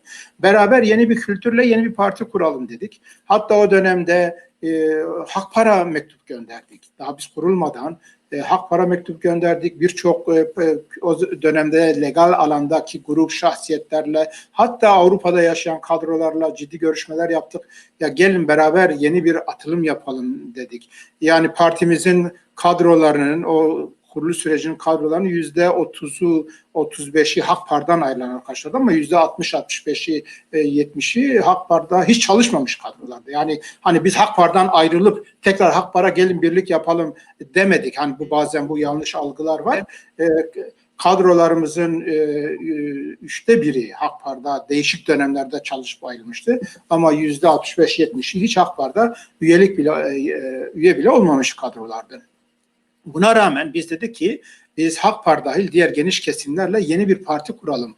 Yani Kürdistan'ın ihtiyacı budur. Başaramadık. Yani daha geniş katılımlı bir süreç için düşündük. Bu fikir doğrudur. Bugün de böyledir. Bakın bir yanlış algı var. İşte çok renkli, çok seslilik olsun. Evet, aynı şeyi söylüyorsanız ama aynı fikirler, aynı siyasetler, aynı programları söylüyorsanız sadece 3-5 kişi birbirinden küsmüş, darılmış, bilmem farklı tutum almış diye 50 tane parti kurmanın bir mantığı var mıdır? Biz bu eksen üzerinde, bu fikirle biz soruna yaklaşıyoruz. Yani çok renklilik, çok seslilik nerede olur? Gerçekten de şimdi mesela PAK kendisini bir sosyalist, komünist parti olarak ifade etmiyor. Ya da kendi İslami ya da başka eksenli bir parti olarak ifade etmiyor. Biz diyoruz ki partimizde seküler ve dindar insanlar ile liberal ve sol eğilimli görüşlü insanlar da milli, demokrat, özgürlükçü Kürdistan'ı bir parti. Kürdistan'a özgürlük, Kürdistan'da özgürlük. Kurulacak Kürdistan'da da özgürlüğü, demokrasiyi, adaleti savunacak bir partide birleşebiliriz diyoruz. Buna evet diyen kesimlerin 10 tane gruba bölünmesinin bir mantığı var mı? Ne vicdani, ne siyasi, ne halkımızın çıkarı aslında bir anlamı yok. Bu anlamda bugün de söylüyoruz. Gelmiyorlar arkadaşlarımız bizim gibi aslında bize yakın olanlar gelmiyor. Hatta gittikçe daha çok bölünme, parçalanmalar oluyor. Bunun bir halkımıza hiçbir katkısı yok. Ayrıca birleşemeyenler biz diyoruz ittifak ve işbirliği yapsın. Bu konuda da PAK'ın kuruluşundan bugüne bakın 6 yıl geçti.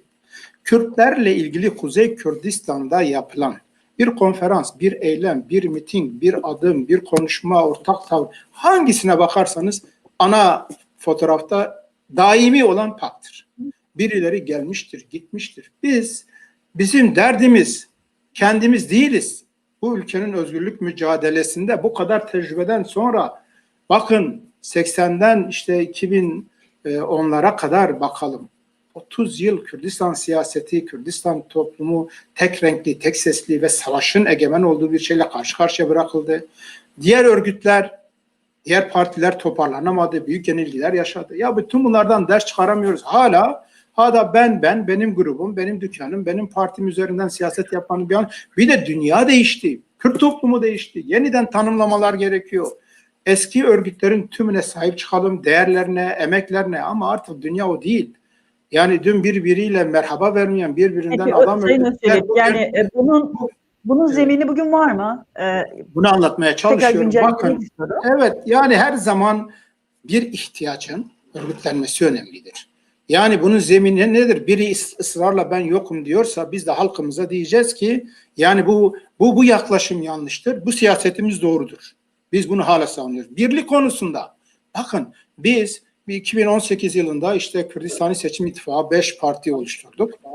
Bu partilerimizin 3'ü ya da grupların 3'ü belediye seçimlerinde 2019 seçimlerinde HDP'ye destek sundular. Bir belediye başkanlığı ya da belediye meclis üyelikleri için. Ya bugün Kürdistan'da, Kuzey Kürdistan'da bizim ihtiyacımız gidip bir parlamenterlik, bir belediye başkanlığı için oraya buraya angaje olmak değildir. Kuzey Kürdistan'da milli, demokrat bir duruşa, bir ayrı kanala ihtiyaç var. Biz elbette ki PAK olarak söyledik. Biz hiç kimseye düşmanlık üzerine siyaset yapmıyoruz. Açık söylüyoruz. HDP siyaseti, ortak vatan, demokratik cumhuriyet, demokratik ulus, bu Kürt fikriyle alakası yok. Zaten kendisini Türkiye'li parti olarak ifade ediyor. Ama o kendi cephesinde, kendisine göre bir siyaset yürütsün. Hüdap'a var, diğeri var, ama biz milli demokrat bir cephe, bir platform, bir güç oluşturmalıyız. Gidip her seçim dönemi onun bunun kapısında bir belediye başkanlığı için bunu dağıtmayalım. Bugün de bunun ihtiyacı var. Biz bunu oluşturalım. Biz gideriz, CHP ile de konuşuruz, AKP ile de konuşuruz, Deva Partisi ile de konuşuruz. Türkiye Devleti'nin değişik kesimlerde biz Kürt tarafıyız. Kürt tarafı olarak da bizim ana taleplerimiz bugün bunlardır diyebilmeliyiz. Kürt tarafının oluşması engelleniyor. Kürt tarafının milli demokratik bir zemin üzerinde bir araya gelmesi engelleniyor ve bu çok büyük bir travmadır. Bugün de bu ihtiyaç vardır. Buna engel olmak, bakın Türkiye'lilik deniliyor. Türkiye'lilik siyaseti aslında Türkiye'cilik siyasetine dönüşmüş. Bugün Türkiye'de özgürlüğü, demokrasiyi Kürtler adına talep eden ve bunu Türkiye'de de müttefik arayan bir siyaset izleyebiliriz. Yani programımızda bağımsızlık da olsa, federasyon da olsa, konfederasyon da olsa, otonomi de olsa biz Türkiye'de bizimle dost ve destek olan kesimlerle ittifak kurabiliriz. Bu ayrı bir durumdur. Ama biz Kürt tarafıyız. Bunu bulandırmak, bunu siyasetle ortadan kaldırmaya dönük işte o Demokratik Cumhuriyet, HDP'nin izlediği siyaset bu yöndedir. 6 milyon, 5 milyon Kürt'ün oyunu alıp bunu flulaştırmak, bunu Kürt tarafını ortadan kaldırmak, bunun yanlış olduğunu söylüyoruz. Bunda ısrar ediyorsa onlar kendi yolunda devam eder. Biz ayrı bir sistem kurmalıyız, ayrı bir platform oluşturmalıyız. Bugün de o ihtiyaç vardır. Zemini var mı? Gelen var mı? Biz bu yönde çalışmamızı yürütürüz. Şimdi Sayın Özçelik, biz zaten az önce biraz Türkiye'nin Kürt politikasına değindiniz. Yani derin devletin önüne koyduğu ajandayı nasıl faaliyete geçirdiği, neler yaptığı bununla ilgili. Şimdi Türkiye'nin Kürt düşmanlığı sınırları aştı. Ben hatırlıyorum, siz özellikle Serekani saldırısında partinizin şöyle o uluslararası tablo karşısında şöyle bir söylemi var. Uluslararası anti-Kürt blok. Şimdi bu tabii bir de o dönemin şartlarında, o dönemin psikolojisinde gerçekten yani Kürtler için ürkütücü bir kavram. Şimdi MHP ile ittifakla da sertleşen bir Kürt'den da bahsettik. Bu ne kadar mümkün? Bir de bunu bir de Güney Kürdistan'a da bağlayalım. Güney Kürdistan'da yer yer alevlenen bir iç çatışma korkusu yakın zamanda da maalesef yaşandı. Bu gerginlik Rojava'ya da sirayet etti ve Rojava başvuru, yani kısmen özgür iki Kürt yapıyı çatışmalı iki taraf haline getirdi maalesef. Özellikle sizden bu gerginlikteki Türkiye faktörünü teşhir etmenizi, açıklamanızı rica ediyorum. Türkiye'de Türkiye ne yapmaya çalıştığı ya da mesela saldıran taraf biz yapmadık, Türkiye'nin işi dedi. Mealinde açıklamalar yaptı ve Çavuşoğlu'nun da tarafkir tavrı vardı bu konuda. Ve yani ateşe attığı körük hepimizin malumu. Siz bu konuda ne düşünüyorsunuz? İzninizle ben ikisini ayırayım çünkü iki ayrı nokta. Türkiye'nin içinde bulunduğu durum, Türkiye'nin siyaseti, bilmiyorum öyle bir sorunuz olacak mı? Ben yani mevcut şu anda Türkiye'de tartışılan şeyler var. Yani işte çözüm süreci olacak mı, Evet. olmayacak mı? Belli partilerin bu konuda işte muhalefet partileri olarak ortaya çıkıyor. Kürt sorunu var mıdır, yok mudur, çözdük mü, çözmedik mi? Bu tür tartışmalar var. Bir bunu ayırmak lazım. Rojava ve Güney'e de ayrı bir cevap vermek istiyorum. Şimdi uluslararası anti-Kürt nizam tespiti birçok düşünce adamı tarafından yapılan bir tespittir. Bakın 97 yıldır, 1923 ve bugün 97 yıldır kurulan Türkiye Cumhuriyeti Devleti, Kürtlerin en az 300-400 bin Kürdün işte başkaldırılarda, direnişlerde, katliamlarda katledilmesi, milyonlarca Kürdün yerinden yurdundan olması, hapis, işkence, sürgünlere rağmen hala Türkiye Cumhuriyeti Devleti anayasasında ve yasalarında Kürt yoktur, Kürtçe yoktur. Bakın bu uluslararası bir cinayettir. Yani bizim açımızdan da biz de kendimize dönmeliyiz. Yüz binlerce insan bu konuda yaşamını yitirdi. Bu kadar mücadelemiz var. Hala ana dilimizi, hala Kürtçeyi yasalaştıramamışız Türkiye'de. Bunu burada kendimize bir dönmemiz lazım. Bu ayrı bir değerlendirme. Ama dünya, yani nerede o insani değerler, nerede adalet, nerede demokrasi? Bırakın statüyü, bırakın kolektif hakları. Kürtçe, Türkiye Cumhuriyeti Anayasası'nda ve kanunlarında yok ve yasaktır. Şimdi ondan bahseden parti de ırkçı oluyor. Bu gerçekten de bizim sürekli dile getireceğimiz, talep edeceğimiz hakkımız olan bir durumdur. Ama tabii ki geçmişte yapıldığı gibi çok işte anti-emperyalizm, bütün dünyayı karşımıza al, düşmanlık, böyle bir siyaseti biz doğru görmüyoruz.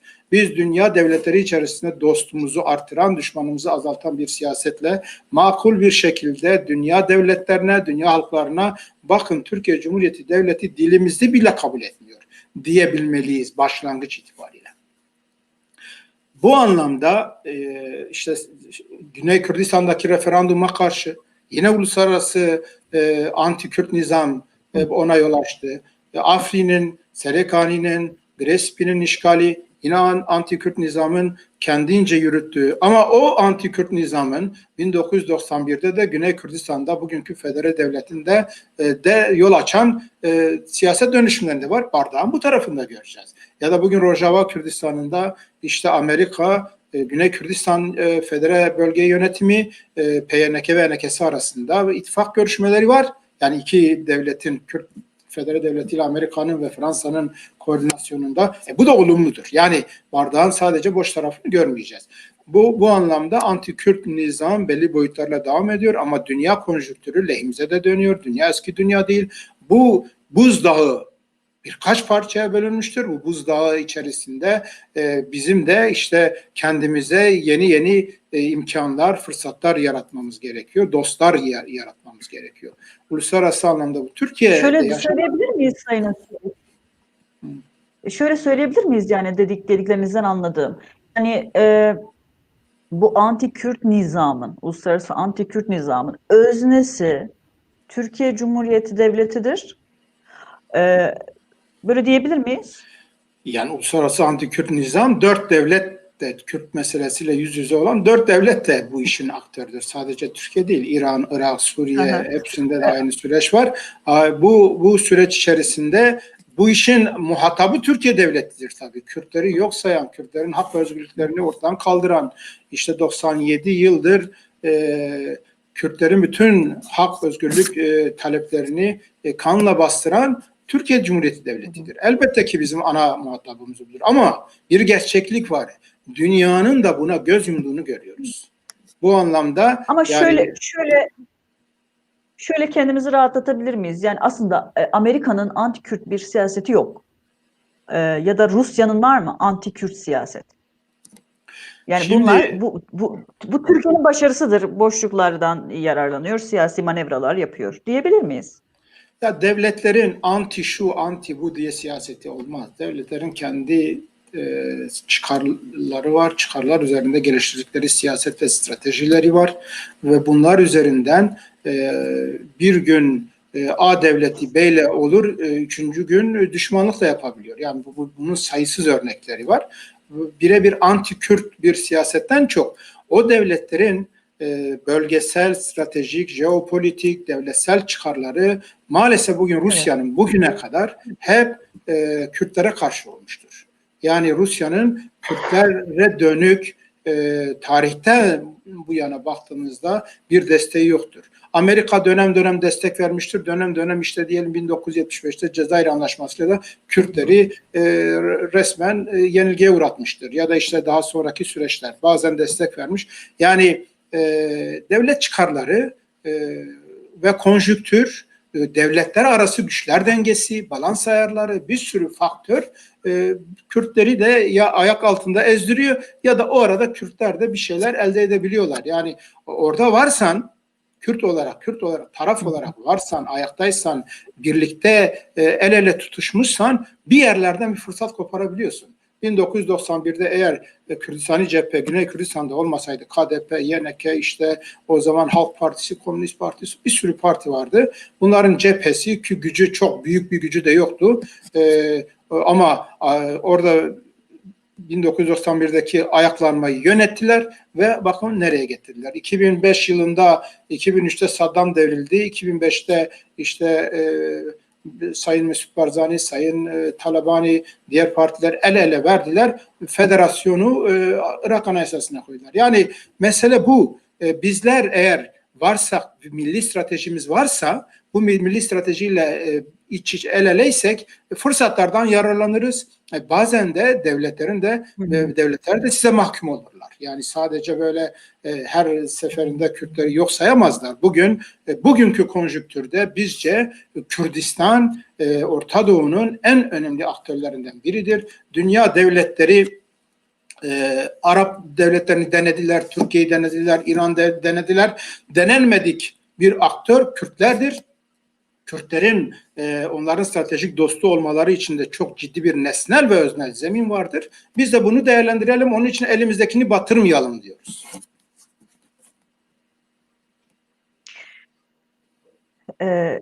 Sayın Özçelik, Türkiye'nin Kürt politikasını bitirmediniz galiba. O konuda başka söylemek istediğiniz bir şey var mı? Türkiye'de iç politika bazında birkaç şey söylemek istiyorum. Şimdi yani bugün işte Erdoğan, AKP iktidarı ve işte müttefiği Kürt sorunu yoktur diyor. MHP geleneksel, ırkçı, katliamcı bir siyaset izliyor. Bunun yerine işte CHP var, İYİ Parti var, Deva Parti var, Gelecek Parti var. Yani bu yeni çıkan iki parti var. Şimdi dönem dönem işte bu partiler Kürt sorunu vardır, Kürt sorunu biz çözeceğiz diyorlar. Bizim PAK olarak yani işte bunlar hepsi şöyledir, bu kötüdür ya da iyidir tartışmasını bir tarafa bırakıyoruz. Kürdistan Özgürlük Partisi kendisini muhalefet partisi olarak ifade eden partilere şunu söylüyor. Siz Kürt sorunu vardır diyorsunuz. Kürt sorunu nedir? Kürt sorununu çözeceğiz diyorsunuz. Kürt sorunu nasıl çözeceksiniz? Buyurun bize açıklayın. Yani soruyu biraz daha tersten sorayım. Siz Kürtlerin bugün işte Kuzey Kürdistan ve Türkiye'de 25 milyon civarı bir Kürt'ten bahsediyor. Kürtlerin varlığını yasal, anayasal olarak kabul edecek misiniz? Siz Kürt dilini resmileştirip, Kürtçe ana dille eğitimi resmileştirip yasal, anayasal bir önceliğe kavuşturacak mısınız? Siz düşünce örgütlenme özgürlüğü temelinde Kürtlerin kendi milletleri, kendi Kürdistan adlı ülkelerini, savunmalarını, paylaşmalarını, bu değeri yaşamsal bir aktöre dönüştürmelerini kabul edecek misiniz? Ve bu isimle, Kürdistan ismiyle siyasal faaliyet yürütmenin üzerindeki yasakları kaldıracak mısınız? Siz savaşa son verecek misiniz?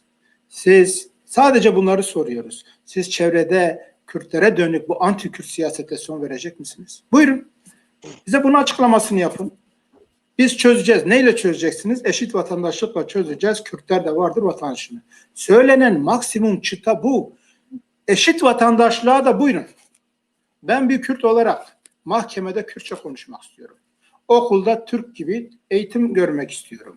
Benim de yerel yönetimlerde benim hak özgürlüklerim olsun, benim polisim, benim doktorum, benim hakimim, benim savcım olsun. Ben yerelde işte Avrupa yerel yönetimler özellikle şartı bunu söylüyor. Buyurun eşit vatandaşlık için bunu koyun. Benim ana dil eğitim hakkım var. Ben Kürdüm diyebilmeliyim. Yasal olarak hiçbir şeye zorlanmamalıyım. Buyurun bunları yapacak mısınız? Kürtlerin varlığını, düşünce örgütlenme özgürlüğünü bu eşit vatandaşlık değil midir? Buyurun bunları yapacak mısınız? Yok. Hiçbirinin programında kendilerinin dile getirdiği eşit vatandaşlık da yok. Kürtlerin temel milli demokratik hak ve özgürlüklerini tanıma da yok. Bu anlamda bizim Kürtlerin gerçekten de kendimize gelmemiz lazım. Bir yandan 6 milyon, 5,5 milyon Kürt oyu alıp işte Demokratik Cumhuriyet, Demokratik Ulus, Ortak Vatan diyen bir HDP faktörü var. Türkiye'liyim diyor. Yani Türkiye Devleti tek millet diyor. HDP diyor biz demokratik bir ulus yaratacağız. Yani bu kadar deformasyona yani gerçekten gerek yok. Bu kadar deformasyonun toplumda yarattığı tahribatlar ortada. Bir yandan da şimdi işte Gelecek Parti, Deva Parti ve diğer partiler, CHP işte kendilerini alternatif olarak sunuyorlar. Biz çözeceğiz. Buyurun. CHP zaten 97 yıldır, hadi diyelim ki son 50 yıl iktidar değil ama yani neyi çözdü? Ben geçmişi bir tarafa bırakıyorum. Buyurun. Bütün partilere çağrımızdır. Siz Kürtlerin varlığını, millet olarak varlığını anayasal, yasal güvencelere kavuşturursanız, savaşa son verirseniz, ana dil eğitim hakkını yasal, anayasal güvencelere kavuşturursanız, düşünce örgütlenme özgürlüğünü Kürtlerin ve Kürdistan isminin de kapsandığı bir eksene oturtursanız, Avrupa yerel yönetimler özellik şartının gereklerini yerine getirirsiniz. Buyurun açıklayın bunu. Yapacak mısınız? Ya bu anlamda biz kendimize dönelim. Biz kendi temel milli demokratik taleplerimiz etrafında bir taraf olalım. Taraf olduğumuzda her kesimle de görüşürüz. Kendi taleplerimize yakın olan kim varsa dönemsel işbirlikleri destekler de olur ya da yok deriz, farklı bir tutumlar alırız. Şimdi siz bu acil eylem programındaki içeriği aslında tartışmak istiyorsunuz. Benim anladığım o. Bunun için yani kongreden tabii yeni çıktınız. Bunun için girişimleriniz var mı? Yani görüşüyor musunuz farklı kesimlerle? Ortak bir noktada buluşmak için ya da bunu tartışmak için bir girişiminiz oluyor mu? Şu anda diyaloglar düzeyinde var. Fiilen belli bir dönem sonra başlatacağız. Evet. Evet. Biz şu anda şunu söylüyoruz. Yani çözüm süreci deniliyor. Geçmişte çözüm süreci adı altında kapalı perdeler arasında neler yaşandığını kimse bilmiyor. Savaşın durdurulması en büyük kazanımdı. Bu anlamda biz olumlu dedik. Ama yani neyin çözümü, nasıl çözüm o konuda hiç kimse neyin döndüğünü bilmiyor. Yeni bir süreç eğer başlatılacaksa öncelikle Kürtler bir taraf olmalıdır. Temel talepleri etrafında bir araya gelip kabul edilmelidir. Hatta bunun sürekliliği, garantisi, güvencesi anlamda da işte Birleşmiş Milletler'dir, Avrupa Birliği'dir ve aslında silahların susturulması ekseninde ve diğer konularda da Güney Kürdistan Federe Devleti bizim devletimizdir, artık bunu böyle görmeliyiz ve böyle bir aktör olarak onu değerlendirmeliyiz. Onlar da bu sürecin bir aktörü olmalıdır. Yani Birleşmiş Milletler, Amerika, Avrupa Devleti'nin yanı sıra Kürdistan Federe Devleti de bu süreçlerde bir aktör olabilmelidir. Sayın Başkan, şimdi biraz Türkiye'nin iç siyasetine dönelim. Şimdi bir taraftan hukuk dışılık, Türkiye'de artık kanıksanmışlık boyutlarına ulaşmış durumda. Yani bu çok da tehlikelidir. Yani bu kadar hukuksuzluk ortalıkta dönerken insanlardan ses çıkmıyor. Yani artık sanki normalleşiyor bu durum. İşte çıplak aramalar var, Kürt dili üzerindeki baskılar hala devam ediyor.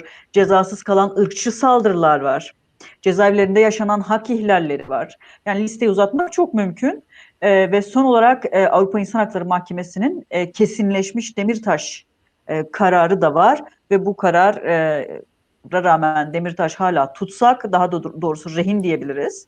Şimdi metnin Türkçe çevirisi yok gibi komik bir gerekçeyle tahliye talebi reddedildi.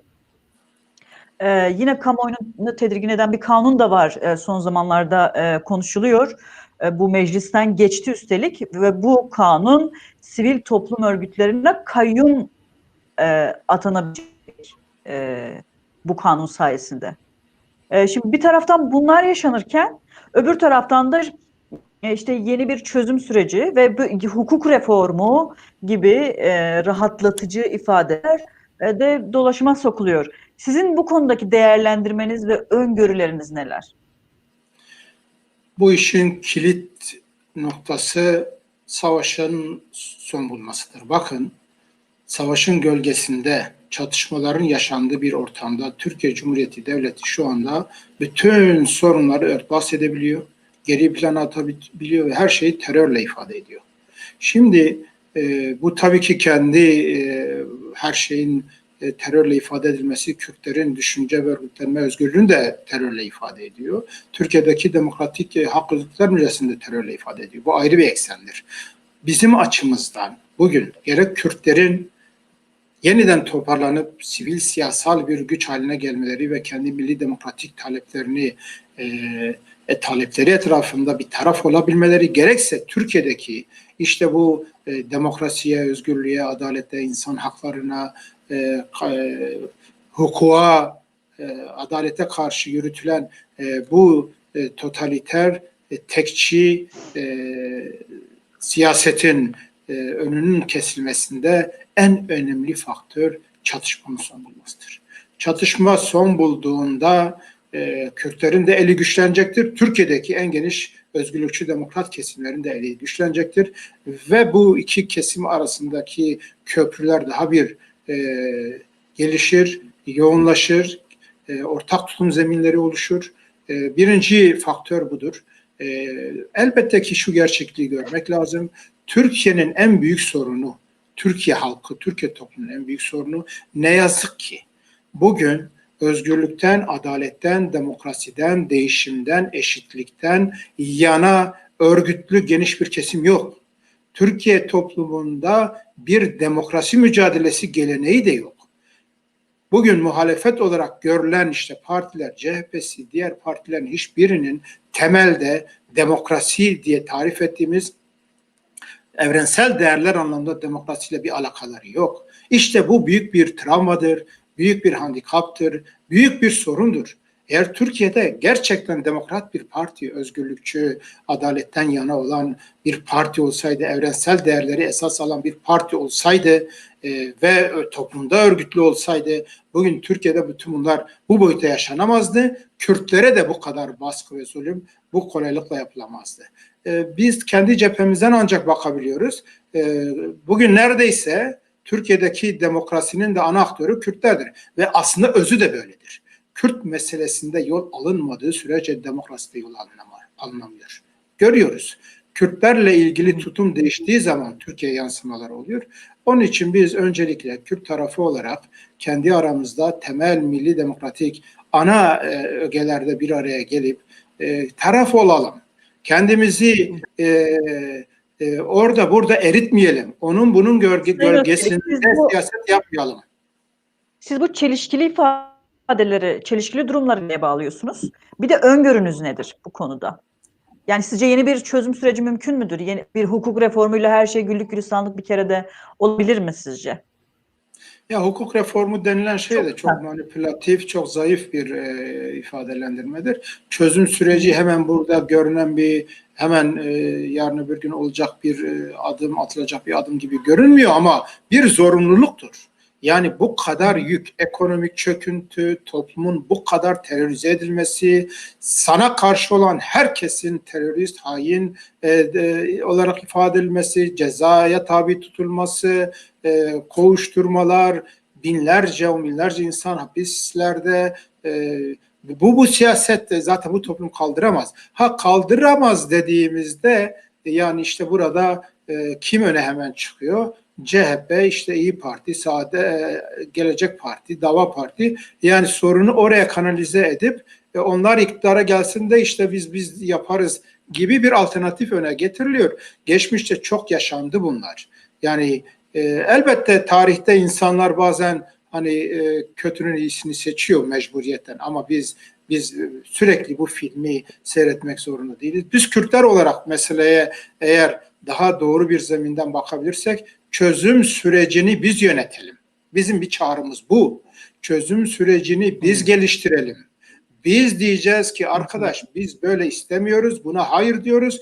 Bunun ilk adım olarak da savaş durdurulacak. PKK silaha son verecek. PKK silahı devam ettirdiği sürece Güney Kürdistan'ın başındaki belalar 100 kat artıyor. Rojava'nın belaları 100 kat artıyor. Kuzey Kürdistan ayağa kalkamıyor. Bu savaşın bir zemini yok. Bu savaşın şu anda Kuzey Kürdistan'da yürütme zemini yok. Herkes bunu görüyor. Artı PKK bugün söylediği söylemlerle ya da HDP'nin söylediği söylemlerle savaşa gerek var mı? Yani Türkiye'de demokrasi, bilmem işte demokratik cumhuriyet, ortak vatan ve benzeri söylemler, siyasetler. Hadi bunları diyelim ki bazıları taktik diyor. Taktik bile olsa, amacı ne olursa olsun, bugün Kuzey Kürdistan'da savaşın zemini yok. Savaş ortamı yok. Savaşın yürütülebilme şansı yok. Artı savaş bütün siyasal, sivil, demokratik mücadelenin zeminlerini ortadan kaldırıyor. Türkiye devleti bu bildiği için Kürtleri oraya yöneltiyor. Bu kadar. Kilit budur. Kürtler çözüm sürecini başlatacak. Kürtler Türkiye devletine çözüm sürecinin ne dayatacak ve önüne koyacak. Hiç kimse gelip bize bir çözüm süreci getirmez. Biz kendimiz dayatacağız. Bunun da yolu bütün Kürtler. HDP'ye oy veren 6 milyon, AKP'ye oy veren 4, 5, 6 milyon, vermeyenler, bütün biz Kürtler bir araya gelip biz bu savaşı istemiyoruz. Bu savaş bizi yok ediyor. Geleceğimizi de yok ediyor. Diyelim, savaşı durduralım, önünde duralım ve diyelim ki Türkiye devletine yeter artık. Bizim varlığımızı kabul edeceksin. Dilimizi, ana dili eğitim hakkımızı, düşünce örgütlenme özgürlüğümüzü, kendimizi işte en alt limitte Avrupa yerel yönetimler özellik şartıyla yönetme hakkımızı. Buyurun, en geniş Kürt kesimi burada bir araya gelelim. Çözüm süreci buradan başlıyor. Peki, teşekkür ederim Sayın Özçelik. Seyda'ya dönelim. Eğer vakit kalırsa ben Kazım'ın ziyaretini de konuşmak istiyorum. Seyda, söz sende. Evet. Yani şimdi aslında PAK'ın şöyle bir özelliği var. PAK'ın genel başkanının da şöyle Özür dilerim Keksey'de az önce sorduğunuz soruyu da ben yanıtsız bıraktım. Partimizin hani birleşme konusunda işte hani genel başkanlık sorun değil, isim sorun değil. Ben ona bir açıklık getireyim. Peki. Biz gerçekten de şimdi partimizin ismi birlikler önünde engel değil derken samimiyetimizle söylüyoruz. Eğer biz birileriyle birleşeceksek biz kendimizi onlara dayatmayacağız. Onlar da kendilerimize dayatmasın. Biz başkanımızı onlara dayatmayacağız. Onlar da başkanımızı bize dayatmasın. Bu eksende söylüyoruz. Yani biz açık bir şekilde masaya, şartsız bir şekilde masaya oturuyoruz ve birlikte bir akıl oluşturup beraber yeni parti kuracaksak hep birlikte onun başkanını da ismini de belirleyelim diyoruz. Birbirimize şart dayatmayalım. Kendi açımdan şunu söyleyeyim. Yani gerçekten de bir parti genel başkanı kendi partisi içerisinde de kamuoyunda da yani böyle bir koltuğa yapışır bir tutum içinde olmamalıdır. Partinin içinde demokrasinin, değişimin, görev bölüşümünün, görev dönüşümünün zeminlerini sürekli yaratmamız gerekiyor. Mustafa Özçelik, PAK'ın genel başkanı, 2 dönemdir genel başkanı. Bir daha kongrede başka bir arkadaş gidebilir. Benim buradan hani ben kaçıyorum, gidiyorum anlamında böyle bir, ben Kürsan Özgürlük Partisi'nin kurucusuyum ve bu ana aktörüyüm. Ben parti genel başkanında olmasam da partinin bütün çalışmaları içerisinde üzerime düşen her şeyi yapmaya hazırım. Başka bir arkadaşımızı öne çıkaralım. O belki bir şans veririz. Belki daha Kürt siyasetine yeni bir aktör kazandırırız. Bu anlamda ben düşünüyorum. Kaldı ki yani bu iş genel başkanlıkta kimsenin tapulu malı da değildir, olmamalıdır. Bu eksende ben bakıyorum. Rahat olalım. Arkadaşlarım yani bu dönemde bana bu görevi verdiler. Hepsine de teşekkür ediyorum. Ama çok zor bir görev. çok büyük fedakarlıklar gerektiriyor. Yani bazıları sanki biz genel başkan ya da parti kurduk da bir yerlerden böyle hani para bilmem şey alıyoruz. Herkes kendi ailesinden, kendi emeğinden, kendi çoluk çocuğunun rızkından bu işi yürütüyor. Kürdistan Özgürlük Mücadelesi'nin fedakarların partisi olarak kendimizi görüyoruz. Kürdistan Özgürlük Mücadelesi'nin geçmişte de yürütenler, yaşamını verenler ya da varlığını, her şeyini verenler fedakarca yürüttüler. Biz de aynı durumdayız. Yani sonuçta başka bir arkadaşımız da olabilir. Birleşirsek birileriyle başka birisinde de birleşebiliriz. Rahat olalım yani bu anlamda ben söylüyorum. Peki, teşekkür ederim. Şimdi hani bu yeni kurulan partiler var. Bunlar kurulur kurulmaz Kürdistan'da, Kuzey Kürdistan'da cirit atıyorlar. Orada bir boşluk gördüler. Yani AKP'den ayrılmış partiler zaten. Oradan taban kurmaya çalışıyorlar. Bir de hani bu çözüm olabilir, olmayabilir. Devlet yani kamuoyunda da yaygın bir şekilde devletin yeni bir Kürt partisi kuracağı falan söyleniyor. Tam bunun üzerine KDP isimli bir parti kuruldu ve Hüdapar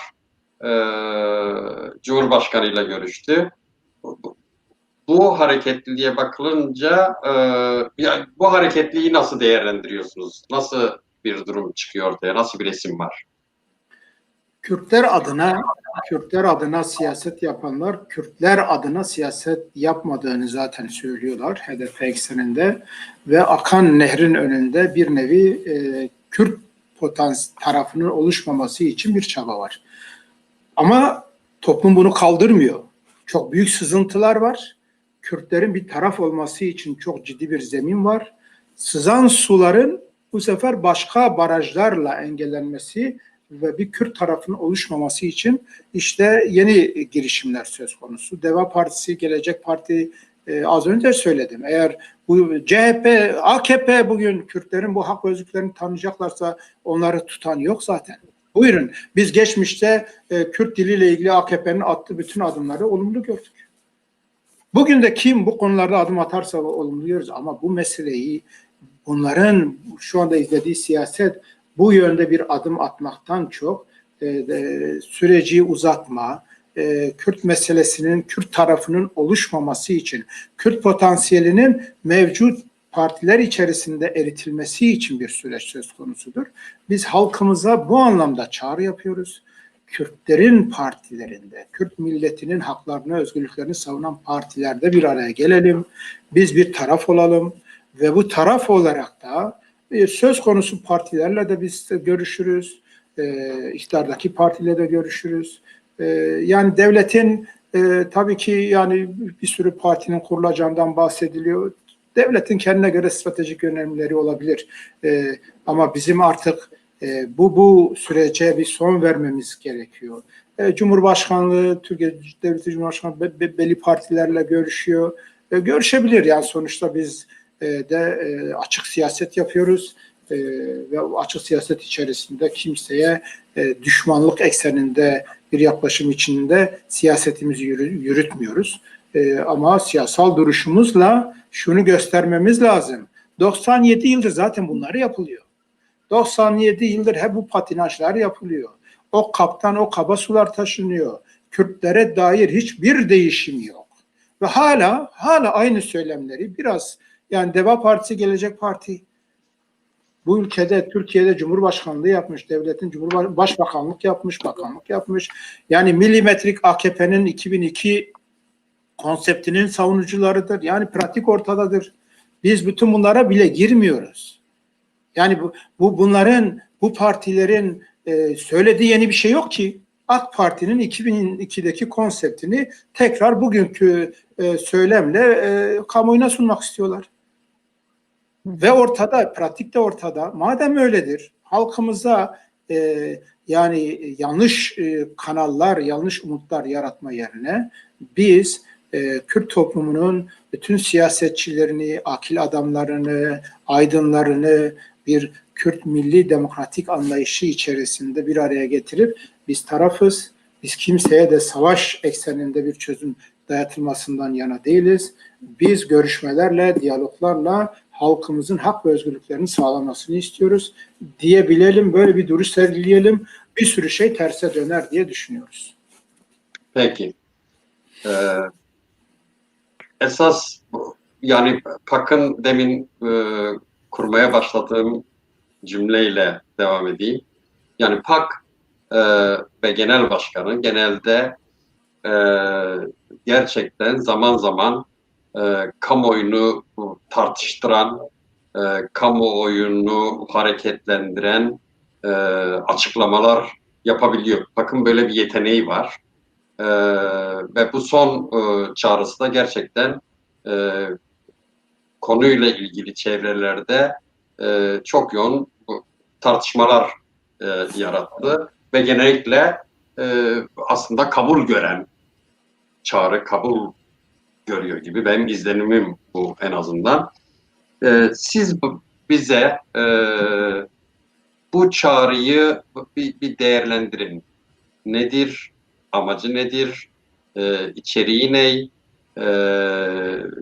PKK ve türevi partiler bu çağrıya dahil mi? Bu konularda bizim izleyicimizi aydınlatın lütfen. Güney Kürdistan'daki yönetime yapmış olduğumuz çağrının pardon Sayın Başkan, pardon. Bir açıklama yapayım seyircimize. Bu son sorumuz. Bundan sonra bir 15-20 dakika soru alacağımızı söyleyeyim. Belki hani soru varsa sorsunlar, yazsınlar. Rejimiz şey yapsın, not alsın onları. Güney Kürdistan'ın bugün Irak Federe Anayasası'nda kabul görmüş bir federe statüsü var ve bu statü bütün dünya devletleri tarafından kabul ediliyor. Güney Kürdistan'da halkın oylarıyla seçilmiş bir parlamento var ve bu parlamentonun seçtiği bir hükümet ve bir bölge başkanı var. Güney Kürdistan'da yine Irak Federe Anayasası'nda kabul edilmiş, tanımlanmış bir Güney Kürdistan Peşmerge askeri gücü, yani savunma gücü var ve bütün dünya bunu kabul ediyor, tanıyor ve ayrı bir güç olarak da bu özellikle DAEŞ'e karşı savaşta bununla ittifaka girmiştir. Güney Kürdistan, Kürdistan Federe Bölgesi'ne bağlı Hevler, Duhok, Süleymaniye ve Halepçe'nin dışında işte 2017-16 Ekim'inde Haçlı Şabi, Bağdat, İran, Türkiye, uluslararası güçler ve yerelde de buna yol açan, zemin hazırlayan kesimlerin müdahalesiyle Kürdistan topraklarının işte 140. madde kapsamındaki %45'e yakın toprağı tekrar Bağdat'ın denetimine geçti. Yani Güney Kürdistan'da federe devlet var, resmi meşru bir parlamento ve onun organları var, meşru bir peşmerge gücü var ve Güney Kürdistan ikiye bölünmüş 140. madde ve Kürdistan bölgesi olarak. 140. maddedeki yerlerde de Kürdistan'la beraber 25 Eylül 2017'de referandum yapıldı. 140. madde kapsamındaki yerlerdeki bağımsızlığa evet oyu çoğu yerde belki Hevler ve Süleymaniye'den daha yüksekti. Şimdi böylesi bir realite ortadayken biz şunu söyledik. Güney Kürdistan'da sorunlar var. Biz uzayda yaşamıyoruz. Güney Kürdistan'da fiilen ikili bir yönetim var. Peşmerge, dünyanın tanıdığı peşmerge gücü, Irak Anayasası'nın tanıdığı peşmerge gücü fiilen istenen oranda organize ve birleştirilmiş halde değildir. Ekonomik anlamında bütçelerde ciddi bir bölünme var, sorun var. Devlet organlarının oluşturulmasında bütün bunları biliyoruz. Bunları bilerek ve bunlarla beraber artı Güney Kürdistan'da son dönemlerde PKK'nın Güney Kürdistan meşru federe yönetimini ve organlarını tanımayan, hatta dönem dönem bu tanımamada diretip peşmergeye saldıran yaklaşımları var. Ayrıca bütün bu süreci yönetmek isteyen, Güney Kürdistan'daki federe devlet kazanımlarını yok etmeye, yok edemiyorsa azaltmaya, azaltamıyorsa tahrip etmeye, Bağdat'ta mahkum etmeye çalışan bir İran, Türkiye, Bağdat ve belli devletlerin plan stratejileri var. Bütün bu tablo içerisinde biz PAK olarak şunu dedik. Çağrımız özellikle PKK ile Güney Kürdistan yönetimi arasında Peşmerge'ye dönük çatışmalar, saldırılar olduğunda bu biraz daha gündeme geldi. Sanki mesele sadece buymuş. Hayır. Güney Kürdistan Federe Devleti bütün dünya Kürt ve Kürdistanlarının kazanımıdır. Bunu koruyalım diyoruz. O kale ayakta kalırsa Rojava Kürdistan'ındaki birlik görüşmeleri, ortak yönetim ve gittikçe milli demokratik kazanımları hatta statüye zemin oluşur. O kale ayakta durduğu zaman Kürdün devlet kurabileceği fikri bütün 50-60 milyon dünya Kürdünün zihninde ve ruhunda yer edinecektir.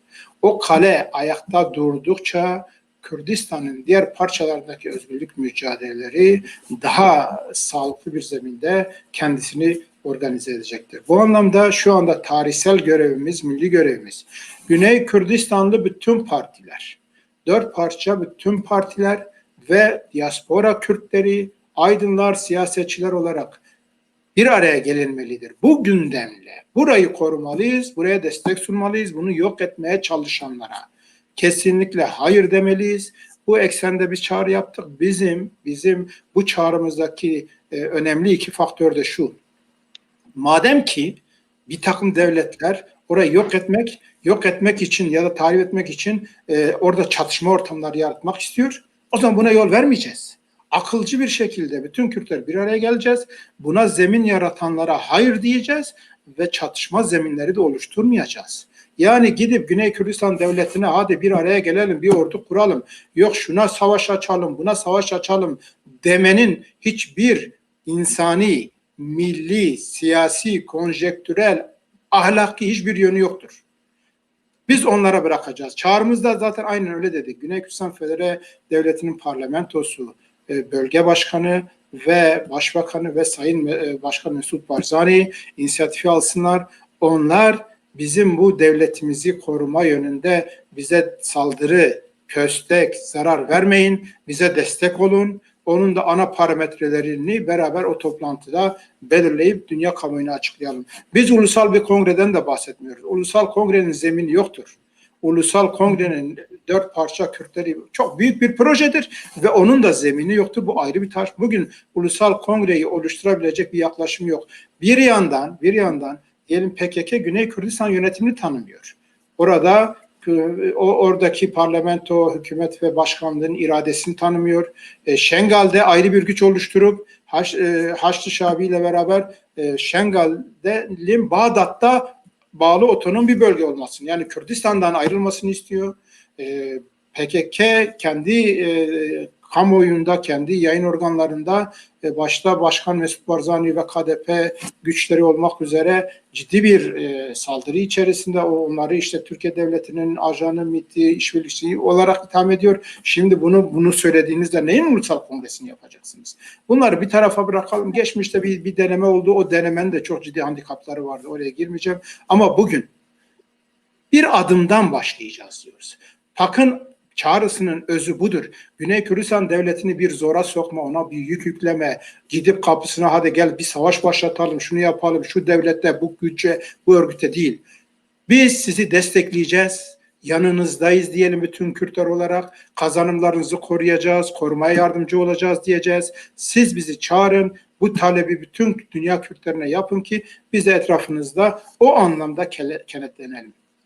Şimdi bazen şu söyleniyor. Ya orada devlet mi var? Orada işte 50 tane, 2 tane ordu var orada. Hayır.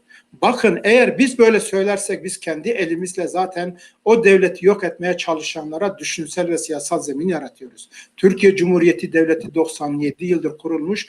Bugün şöyle muhalefetle iktidarın ya da muhalefetin değişik kesimlerinin ya da orduyla belli kesimlerin tartışmalarına, işte son dönemde işte FETÖ ve bilmem ne tartışmaları, askeri darbe meselelerine bakın, kendi içinde neredeyse kan gövdeyi götürür noktada, ama iş vatan millet bayrak meselesine, Türkiye Cumhuriyeti Devleti'ni korumaya geldiğinde hepsi birdir. Dışarıya karşı hepsi birdir. Bizim söylediğimiz bu. Güney Kürdistan'da sorunlar olacak. Bu sorunlarla beraber eğer Güney Kürdistan Partisi, dünya partili, Kürt partileri ve siyasetçileri dünyanın tanıdığı parlamento hükümeti ve başkanı tanımıyorsa, oradaki peşmerge gücünü tanımıyorsa, saygı duymuyorsa, anayasada kabul edilmiş, Irak Anayasası'na kabul edilmiş federal statüyü kabul etmiyorsa, bunu küçümsüyorsa, bu yoktur diyorsa demek ki burada problem bizdedir. Biz bunu Güney Kürdistanlı partilere de hatırlatıyoruz.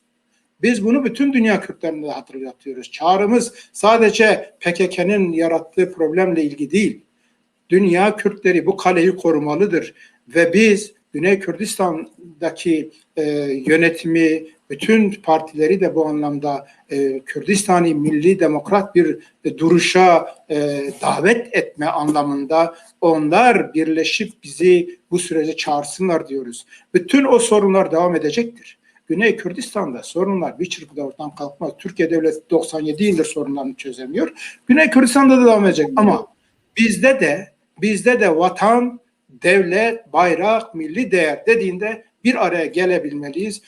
Bu konuda ne yazık ki bir talihsizliktir. Sayın rahmetli İmam Celal'ın bugün yaşamıyor olması, vefatı bu süreci çok olumsuz yönde etkilemiştir. Sayın Başkan Mesut Barzani'nin çok önemli bir vurgusu vardı. İmam Celal sadece Kürtlerin kaybı değil, özel olarak da benim de kaybımdır. Biz birlikte en zor dönemlerde mutlaka bir çözüm yolu geliştiriyorduk. Belki o sağ olsaydı ne o Kerkük'teki durum ne bir sürü sorunda daha ortak durum gelişirdi. Ama bulunan noktada Güney Kürdistan Federe Devleti'ni zora sokma, onu bir takım yerlere karşı savaş açtırma gibi bir anlayışla değil, ona yardımcı olma, destek olma anlamında elbette ki kendileri inisiyatif almalıdırlar ki şimdi kuzeyden biri başka bir şey söylüyor, Rojava'dan başka biri, güneyden başka biri, Rojava'dan. Biz onlara kendimizi farz kılmayalım. Onlara bir şeyler dayatmayalım. Onlar kendi koşullarını çok daha iyi biliyorlar. Ama onlara da kardeşçe tavsiyemiz, kendiniz kendi aranızdaki sorunları öne çıkarıp o devleti yok ettirecek zeminler yaratmayın. Bizler de size destek olalım. Çağrımızın temel parametresi bu ve paralelinde Rojava Kürdistan'ında da biz orada bir araya gelinirse eğer Rojava Kürdistan'ında da elbette ki bir PNK-NKS arasında Amerika'nın ve Kürdistan Bölge Yönetimi'nin de katıldığı bir birlik süreci var ortak yönetim için. DOHOK mutabakatı temelinde biz onu destekliyoruz. Orada da buna desteğimizi ilan etmeliyiz. Kaderimiz şu anda Kürdistan tarihi boyunca ilk kez bu boyutta 4 parça kaderi birbirine bağlanmıştır. Rojava ve Güney çok ciddi bir şekilde etkileşim içindedir. Güneyde yaratılacak bir kaos, bir savaş, bir çatışma, oradaki bir gerileme Rojava'nın kazanımlarını çok ciddi bir şekilde zarar verecektir. Oradaki birlik görüşmelerine bizim karşıtlarımız, bizi yok etmeye çalışan, kazanları yok etmeye çalışanlar bunu yapmaya çalışıyor. Plan bu. Biz de bu ateşe benzinle gideceğiz, onlara zemin hazırlayacağız. Hayır. Ama peşmerge gücüne, Kürdistan Federe Bölgesi'nin bütün kurumlarına saygı esastır. Kürdistan'da Kerkük ve Şengal Kürdistan'dır. Ezidi Kürt kardeşlerimizin Kürdistan parlamentosu yönetimi altında bütün hak ve özgürlükleri sağlanmalıdır. Bu kendi yaşadıkları yerlerde işte Avrupa yerel yönetimler özellik şartı gibi yerel yönetimde kendi kendisini daha rahat yönetme hakkı dahil. Birçok hak özgürlükler verilmelidir, tanınmalıdır, haksızlıklar giderilmelidir. Bu konuda Kürdistan parlamentosunun omuzunda duran tarihi milli bir görevdir. Ama Kürdistan içinde Şengal'i Kürdistan'dan koparıp Bağdat'ta bağlı bir otonom yapı önermek Kerkük Kürdistan değildir demektir. Aynı anlama geliyor. Süleymaniye Kürdistan değildir demektir. Biz bu siyasete karşıyız. Bütün bunlara hayır demek için Güney Kürdistan Federe Devleti meşru devletimizdir. O bizi çağırsın, biz de destek olabiliyoruz. Evet. Teşekkür ederim. Evinden sormak istediğim bir şey var mı? Bir şey? Kasım'ı görüşmedik ama seyircilerden çok fazla soru geldi. Biz çok soru gelince Sayın Başkan kayboluyor. Ekrana getiremiyoruz ama takip ettik. Demirtaş davası çok soruluyor. Demirtaş, Selahattin Demirtaş'ın hakkında alınan ahim kararı ve Türkiye'nin tutumu. Bunu da kısaca değerlendirirseniz. Biz kararın açıklandığı gün karara desteğimizi Kürdistan Özgürlük Partisi olarak yaptığımız basın açıklamasıyla kamuoyuyla paylaştık. Çok nettir. Avrupa İnsan Hakları Mahkemesi'nin kararı, Demirtaş'ın serbest bırakılması, Demirtaş'la ilgili aldığı kararı destekliyoruz ve Türkiye Devleti bu karara uymak durumundadır. Bunun çifte standart ya da keyfiyete yol verilecek bir zemini yoktur. Hiçbir boyutuyla hem bu karar ekseninde düşünce ve ifade özgürlüklerine, örgütlenme özgürlüğüne karşı olan bütün saldırılara biz hayır diyoruz. Geçmişte atanan kayyumlara hayır dedik. Biz bunun seçmenin iradesinin yok sayıldığı bir tutum olarak gördük. Bugün eğer derneklere ve diğer işte sivil kurumlara kayyum yasası, buna hayır diyoruz. Bu konuda tutumumuz nettir. Sadece kendimiz için değil, gerçekten herkes için özgürlük, adalet, demokrasi istiyoruz. Bu anlamda da yapılacak her türlü haksızlığa karşı biz tutumumuzu netleştireceğiz. Siyaseten yapılan yanlış, hatta tahribatta yönelik siyasi tespitleri elbette ki ayırmak, ama yapılan haksızlıklara da hayır demek PAK'ın siyasi kimliğinin bir parçasıdır. Sayın Başkan, şimdi bu son günlerde İsmail Beşikçi'nin Güney Kürdistan'la ilgili yaptığı açıklamaya çok ciddi saldırılar oldu. Onun kişiliğine yönelik saldırılar oldu, düşüncelerine yönelik saldırılar oldu. Siz bu konuda bir açıklama yaptınız. İsterseniz burada da izleyicilerimize bu konudaki düşüncenizi açıklayın lütfen. Biz tabii öncelikle İsmail Hoca'ya yönelik yapılan bu saldırıları gerçekten kınıyoruz. Neden kınıyoruz? İsmail Beşikçi Türkiye'de, Türkiye Cumhuriyeti tarihi boyunca belki de dünyada aslında eşi az görülen bir aydın, bir bilim adamı tutumu geliştiriyor. Bir Türk olarak aşağı yukarı 50 yıldır Kürtlerin kendi geleceklerini belirleme hakkını savunuyor. Kürdistan gerçekliğini bilimsel verilerle ortaya koymaya çalışıyor, yazıyor, çiziyor ve bunun için 17 yıl hapis cezası ve hakkında açılan, yani 17 yıl bizzat hapiste yatmış ve hakkında açılan bir sürü dava var. Böyle bir insanı, böylesine Kürt milletine bu anlamda aslında bir hizmet eden fedakar, alçak gönüllü bir insana bu şekilde hakaret, saldırıyı biz kabul etmiyoruz. Bu saldırıyı aslında kendimize saldırı olarak görmemiz lazım, bütün Kürtler olarak. Ve bu haksızlığa, bu saldırıya hayır diyoruz. Bu saldırıyı yaparken elbette ki biz Sayın Beşikçi'nin bütün görüşlerine katılmayabilirsiniz. Eleştiri yapılabilir, öneriler getirilebilir. Geçmişte Sayın Beşikçi PKK'yi de savundu. PKK'nın yürüttüğü silahlı eylemleri de savundu. Hatta yoğun bir şekilde destek de sundu.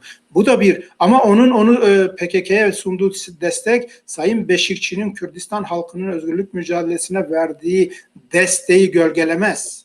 Birileri yani orayı eleştirebilirsiniz ama bu o emeğini görmezlikten gelmeye yol açamaz. Bugün de PKK'yı eleştiriyor, Güney Kürdistan'ı, Kürdistan milletinin, Kürdistan halkının devletleşme hakkını yine savunuyor ve Güney Kürdistan devletinin tarihsel önemini görüyor. Aman diyor Kürtlere, orayı koruyun, ayakta tutun, bakın o kaleniz yıkılırsa büyük bir travma yaşarsınız diyor. Bu kadar insani ve aslında Kürtlerin kucaklaması gereken öneriler getiriyor. Bazı söylemlerine, eleştirilerine katılmayabilirsiniz ama onu bir takım böyle ağır ithamlarla suçlamak, işte PKK yayın organlarında bu konuda bir sürü gerçekten kabul edilmez ithamlar, eleştiriler var. Sosyal medyada bir sürü insan bunları yazıyor. Biz hepsini burada gerçekten kınıyoruz. İsmail Beşikçi yalnız değildir diyoruz. İsmail Beşikçi bütün siyasi partileriyle, sivil toplum kuruluşlarıyla, akil adamlarıyla, siyasetçi, aydın ve yazarlarıyla düşünce ve örgütlenme özgürlüğü ekseninde de bakılırsa destekleyeceğiz. Kürt milletinin büyük bir destekçisidir. Onu sahipleneceğiz, onu koruyacağız, korumamız lazım ve yalnız bırakmamız lazım. Peki bir soru daha, ben daha önce rastlamıştım. Ulusal kongrenin koşulları yoktur diyorsunuz. Nasıl yani Kürtlerin bir tarz ne yaratmalılar? Nasıl bir formülasyon olabilir? Şimdi ulusal kongre diye tanımlanan olgu aslında yıllardır tartışılıyor. Bazen de girişimleri de oldu bunun. Şimdi Kürdistan'ın 4 parçası, her parçanın kendine göre özgün koşulları var. Her parçanın içinden geçtiği siyasal konjektür, siyasal partileşme süreçleri, bölgesel devletlerle ilişkiler, uluslararası ilişkiler farklı eksenlerde kayıyor, gelişiyor. O açıdan mesela biz Kürdistan Özgürlük Partisi olarak kendimizi 4 parça Kürdistan'da örgütlenmeyi önüne koyan bir parti olarak görmüyoruz. Biz bunun doğru olduğunu da düşünmüyoruz, zeminin olmadığını söylüyoruz. Kuzey Kürdistan'da özgürlük mücadelesinin organize edilmesinde kendimizi ana aktör olarak görüyoruz. Kürdistan'ın diğer parçalarının özgürlüğü, kurtuluşu ve kendi geleceğini belirleme hakkını savunuyoruz. Bu konuda da bütün gücümüzle onların yanındayız ama oraya müdahaleci değiliz, olmamalıyız. Hiçbir parçanın iç işlerine müdahale etmeyelim. Bizim görevimiz desteklemek, geliştirmek ve kardeşçe önermektir. Bu eksende de ama ne yapmalıyız? Koordinasyon organları oluşturabiliriz. Yani 4 parça Kürdistan'daki güçler önce kendi aralarında bir araya gelmeli. Belli konseptlerde bir tanımlama, bir platform, bir ittifaklar olmalı. Bunlar da her parça bu süreci bu şekilde yönettiğinde parçalar arası bir koordinasyon, bir diyalog merkezi olur. Yani böyle sanki 4 parçayı yönetecek, ortak ordusu olacak, ortak bir milli strateji etrafında gelip işte her bir parçayı ayrı ayrı yönetecek anlamında değil. Ulusal anlamda bir koordinasyon merkezi kurulmalıdır. Bugün yapılabilecek odur. Ulusal kongre diye ifade edilen olgu da 4 parça Kürdistan'ın milli demokratik hak özgürlüklerinin dünya konjektüründe kabul edilmesi, tanınması ve ilgili devletler nezdinde de bu sorunların mümkün olduğu boyutuyla siyasal, barışçıl yollarla çözülmesi için ortak tutum geliştirme ekseninde geliştirilebilir. Bugün için bakın yani parçalar arası durum ortadadır, krizler ortada, sorunlar ortada. Bir de yani ulusal kongre önerisini en çok öneren kimdir? İşte PKK çevresi bunu öneriyor, HDP öneriyor, işte KNK, işte kendisine ulusal kongre diyor. Kongrenin Tevhid Kürdistan ama yeni bir kongre, ulusal kongre yapalım deniliyor. Bu çevreler öneriyor ama bir yandan da önerdiği kesimlere karşı da çok söylem itibariyle Kürdi bir zemini bile yakalayamayacak ithamlar, saldırılar yürütüyor. Bırakalım ulusal kongreyi. Onun için ben burada bu vesileyle bütün PKK basınına da, PKK dışı kesimlere de sorunların çözümünde bu türden saldırılar, ithamlar, Kürtler arası çatışmaya yol açabilecek önerme ve tutumlardan herkes vazgeçmelidir. Bizim bu kazanımlarımızı ortadan kaldırmaya çalışan kesimlere zemin yaratılmamalıdır. Çok nettir ve PKK'nın Güney Kürdistan hükümeti, parlamentosu, başkanlığını, kararlarını, peşmerge gücünü, onun resmi ve meşruunu tanıması tartışma konusu yapılamaz. Güney Kürdistan topraklarının Şengal, Kerkük dahil bir olduğu, birleşmesi gerektiği konusunda bu tartışılmamalıdır Kürtler arasında. Buna yol açan her türlü tutuma hayır diyebilmeliyiz. Ama basın yayın yoluyla yapılan tartışmalar da Kürtler arası diyalog zemini ortadan kaldırıyor. Yarın öbür gün gelişebilecek çözüm süreçlerini tahrip ediyor. Bu nedenle de bu yaklaşımlara son verilmelidir. PKK kendisini nasıl tanımlıyorsa tanımlasın ki bugün izlediği siyaset itibariyle fikren ve siyaseten demokratik cumhuriyet, ortak vatan, demokratik ulus, devletleşme süreci bitmiştir söylüyor, deniliyor. Biz zaten bunların Kürdi bir zemin, Kürdistani bir zeminde fikir ve siyasetler olmadığını defalarca söyledik. Ama bütün bunlarla beraber açık ve net söylüyoruz. PKK kadroları, PKK'nın tabanı, HDP'nin tabanı, Kürdistan toplumu şu konuda duyarlı olmalıdır. Karşıtlık, itham, suçlama ve çatışma zeminlerini körükleyecek her türlü yorumdan vazgeçilmelidir. Başlangıç budur. O temelde de elbette ki zamanla Güney Kürdistan hükümeti eğer parlamentosu ve başkanlığı çağrımız temelinde belki hani henüz biz resmi olarak da bunu kendilerine ilettik bir mektupla. Zamanla bu yönde bir adım atarlarsa bu sözü edilen ulusal kongre ya da ulusal koordinasyon için de aslında başlangıçtır. Hani büyük taşı kaldırmaya çalışmak, ağır taşı atmaya çalışmak, taş atmamaktır. Kürtçe'de hani ifade var. Yani önemli olan büyük projeleri altında ezilmektense bugün somut, net yapılabilecek şeyler öyle çıkar. Bunu yapabiliriz. Bütün dünya Kürtleri, Güneyli olsun, Rojavalı, Doğulu, Kuzeyli. Biz bunda evet miyiz? Herkes evet diyor. O zaman gidip orada ilan edeceğiz. Bunu sabote etmeye çalışanları da böyle ortada bırakacağız. Evet. Peki. Süremizin sonuna geldik. Hatta süreyi açtık hocam. Seyda hocam. Evet. Teşekkür ediyoruz. Teşekkür ederiz. Kek Mustafa. Ben çok teşekkür ediyorum bu fırsatı tanıdığınız için tekrar size, ikinize, Çarpel Medya'nın bütün emektarlarına, Çarpel Medya yönetimine ve bizi izleyen bütün insanlarımıza teşekkür ediyorum. Elbette çok geniş, dağınık bir konuydu. Bazı konularda belki fikirlerimizi çok daldan dala geçince istenen oranda da ifade edemedik. Ama biz çok net söylüyoruz. Kürdistan Özgürlük Partisi, Kürdistan'ın hangi köşesinde, köyünde, parçasında bir kazanım varsa kendi kazanımı olarak görür, onu sahiplenir, onu yok etmeye çalışanlara da dur der. Ama Kürdistan Özgürlük Partisi kesinlikle Sayın Başkan Mesut Barzani'nin çok güzel bir izlediği siyaset var. Bakın Kerkük işgal edilirken de bu tutumu sergiledi. Öncesinde de biz sorunların çatışmalarla, iç çatışmalarla. Kimisi diyor bunlar bırakıcı değil, kimisi mesele tanımları bir tarafa bırakalım. Kürdün kanını dökecek yollarla sorunların çözülmeyeceğini söylüyoruz. Kürdistan Özgürlük Partisi, Türkiye Cumhuriyeti Devleti'ne karşı bugün Kuzey Kürdistan'da savaş yürütmenin de bir çözüm getirmeyeceğini söylüyor. Savaşın doğru bir yöntem olmadığını söylüyor. Zemini olmadığını, Kürtlere zarar verdiğini söylüyor. Bunu söyleyen bir partinin gidip başka birilerine savaş açmasını beklemek, yani bunun bir zemini yok. Türkiye Cumhuriyeti Devleti'ne savaş açmayacağız, biz siyasal yollarla sorunları çözeceğiz diyenlerin gidip Güney Kürdistan Devleti'ne gidin şunu vurun, bunu öldürün ya da biz şunu öldürelim, bunu bitirelim demelerinin hiçbir doğru mantıki zemini yoktur. Bu konularda daha sakin olalım, değerlerimize sahip çıkalım ama daha sakin, daha kapsayıcı ve gerçekten bütün plan ve projelere, provokasyonlara karşı uyanık olacak bir tutum içinde olalım diyoruz. Hepinize teşekkür ediyorum. Evet.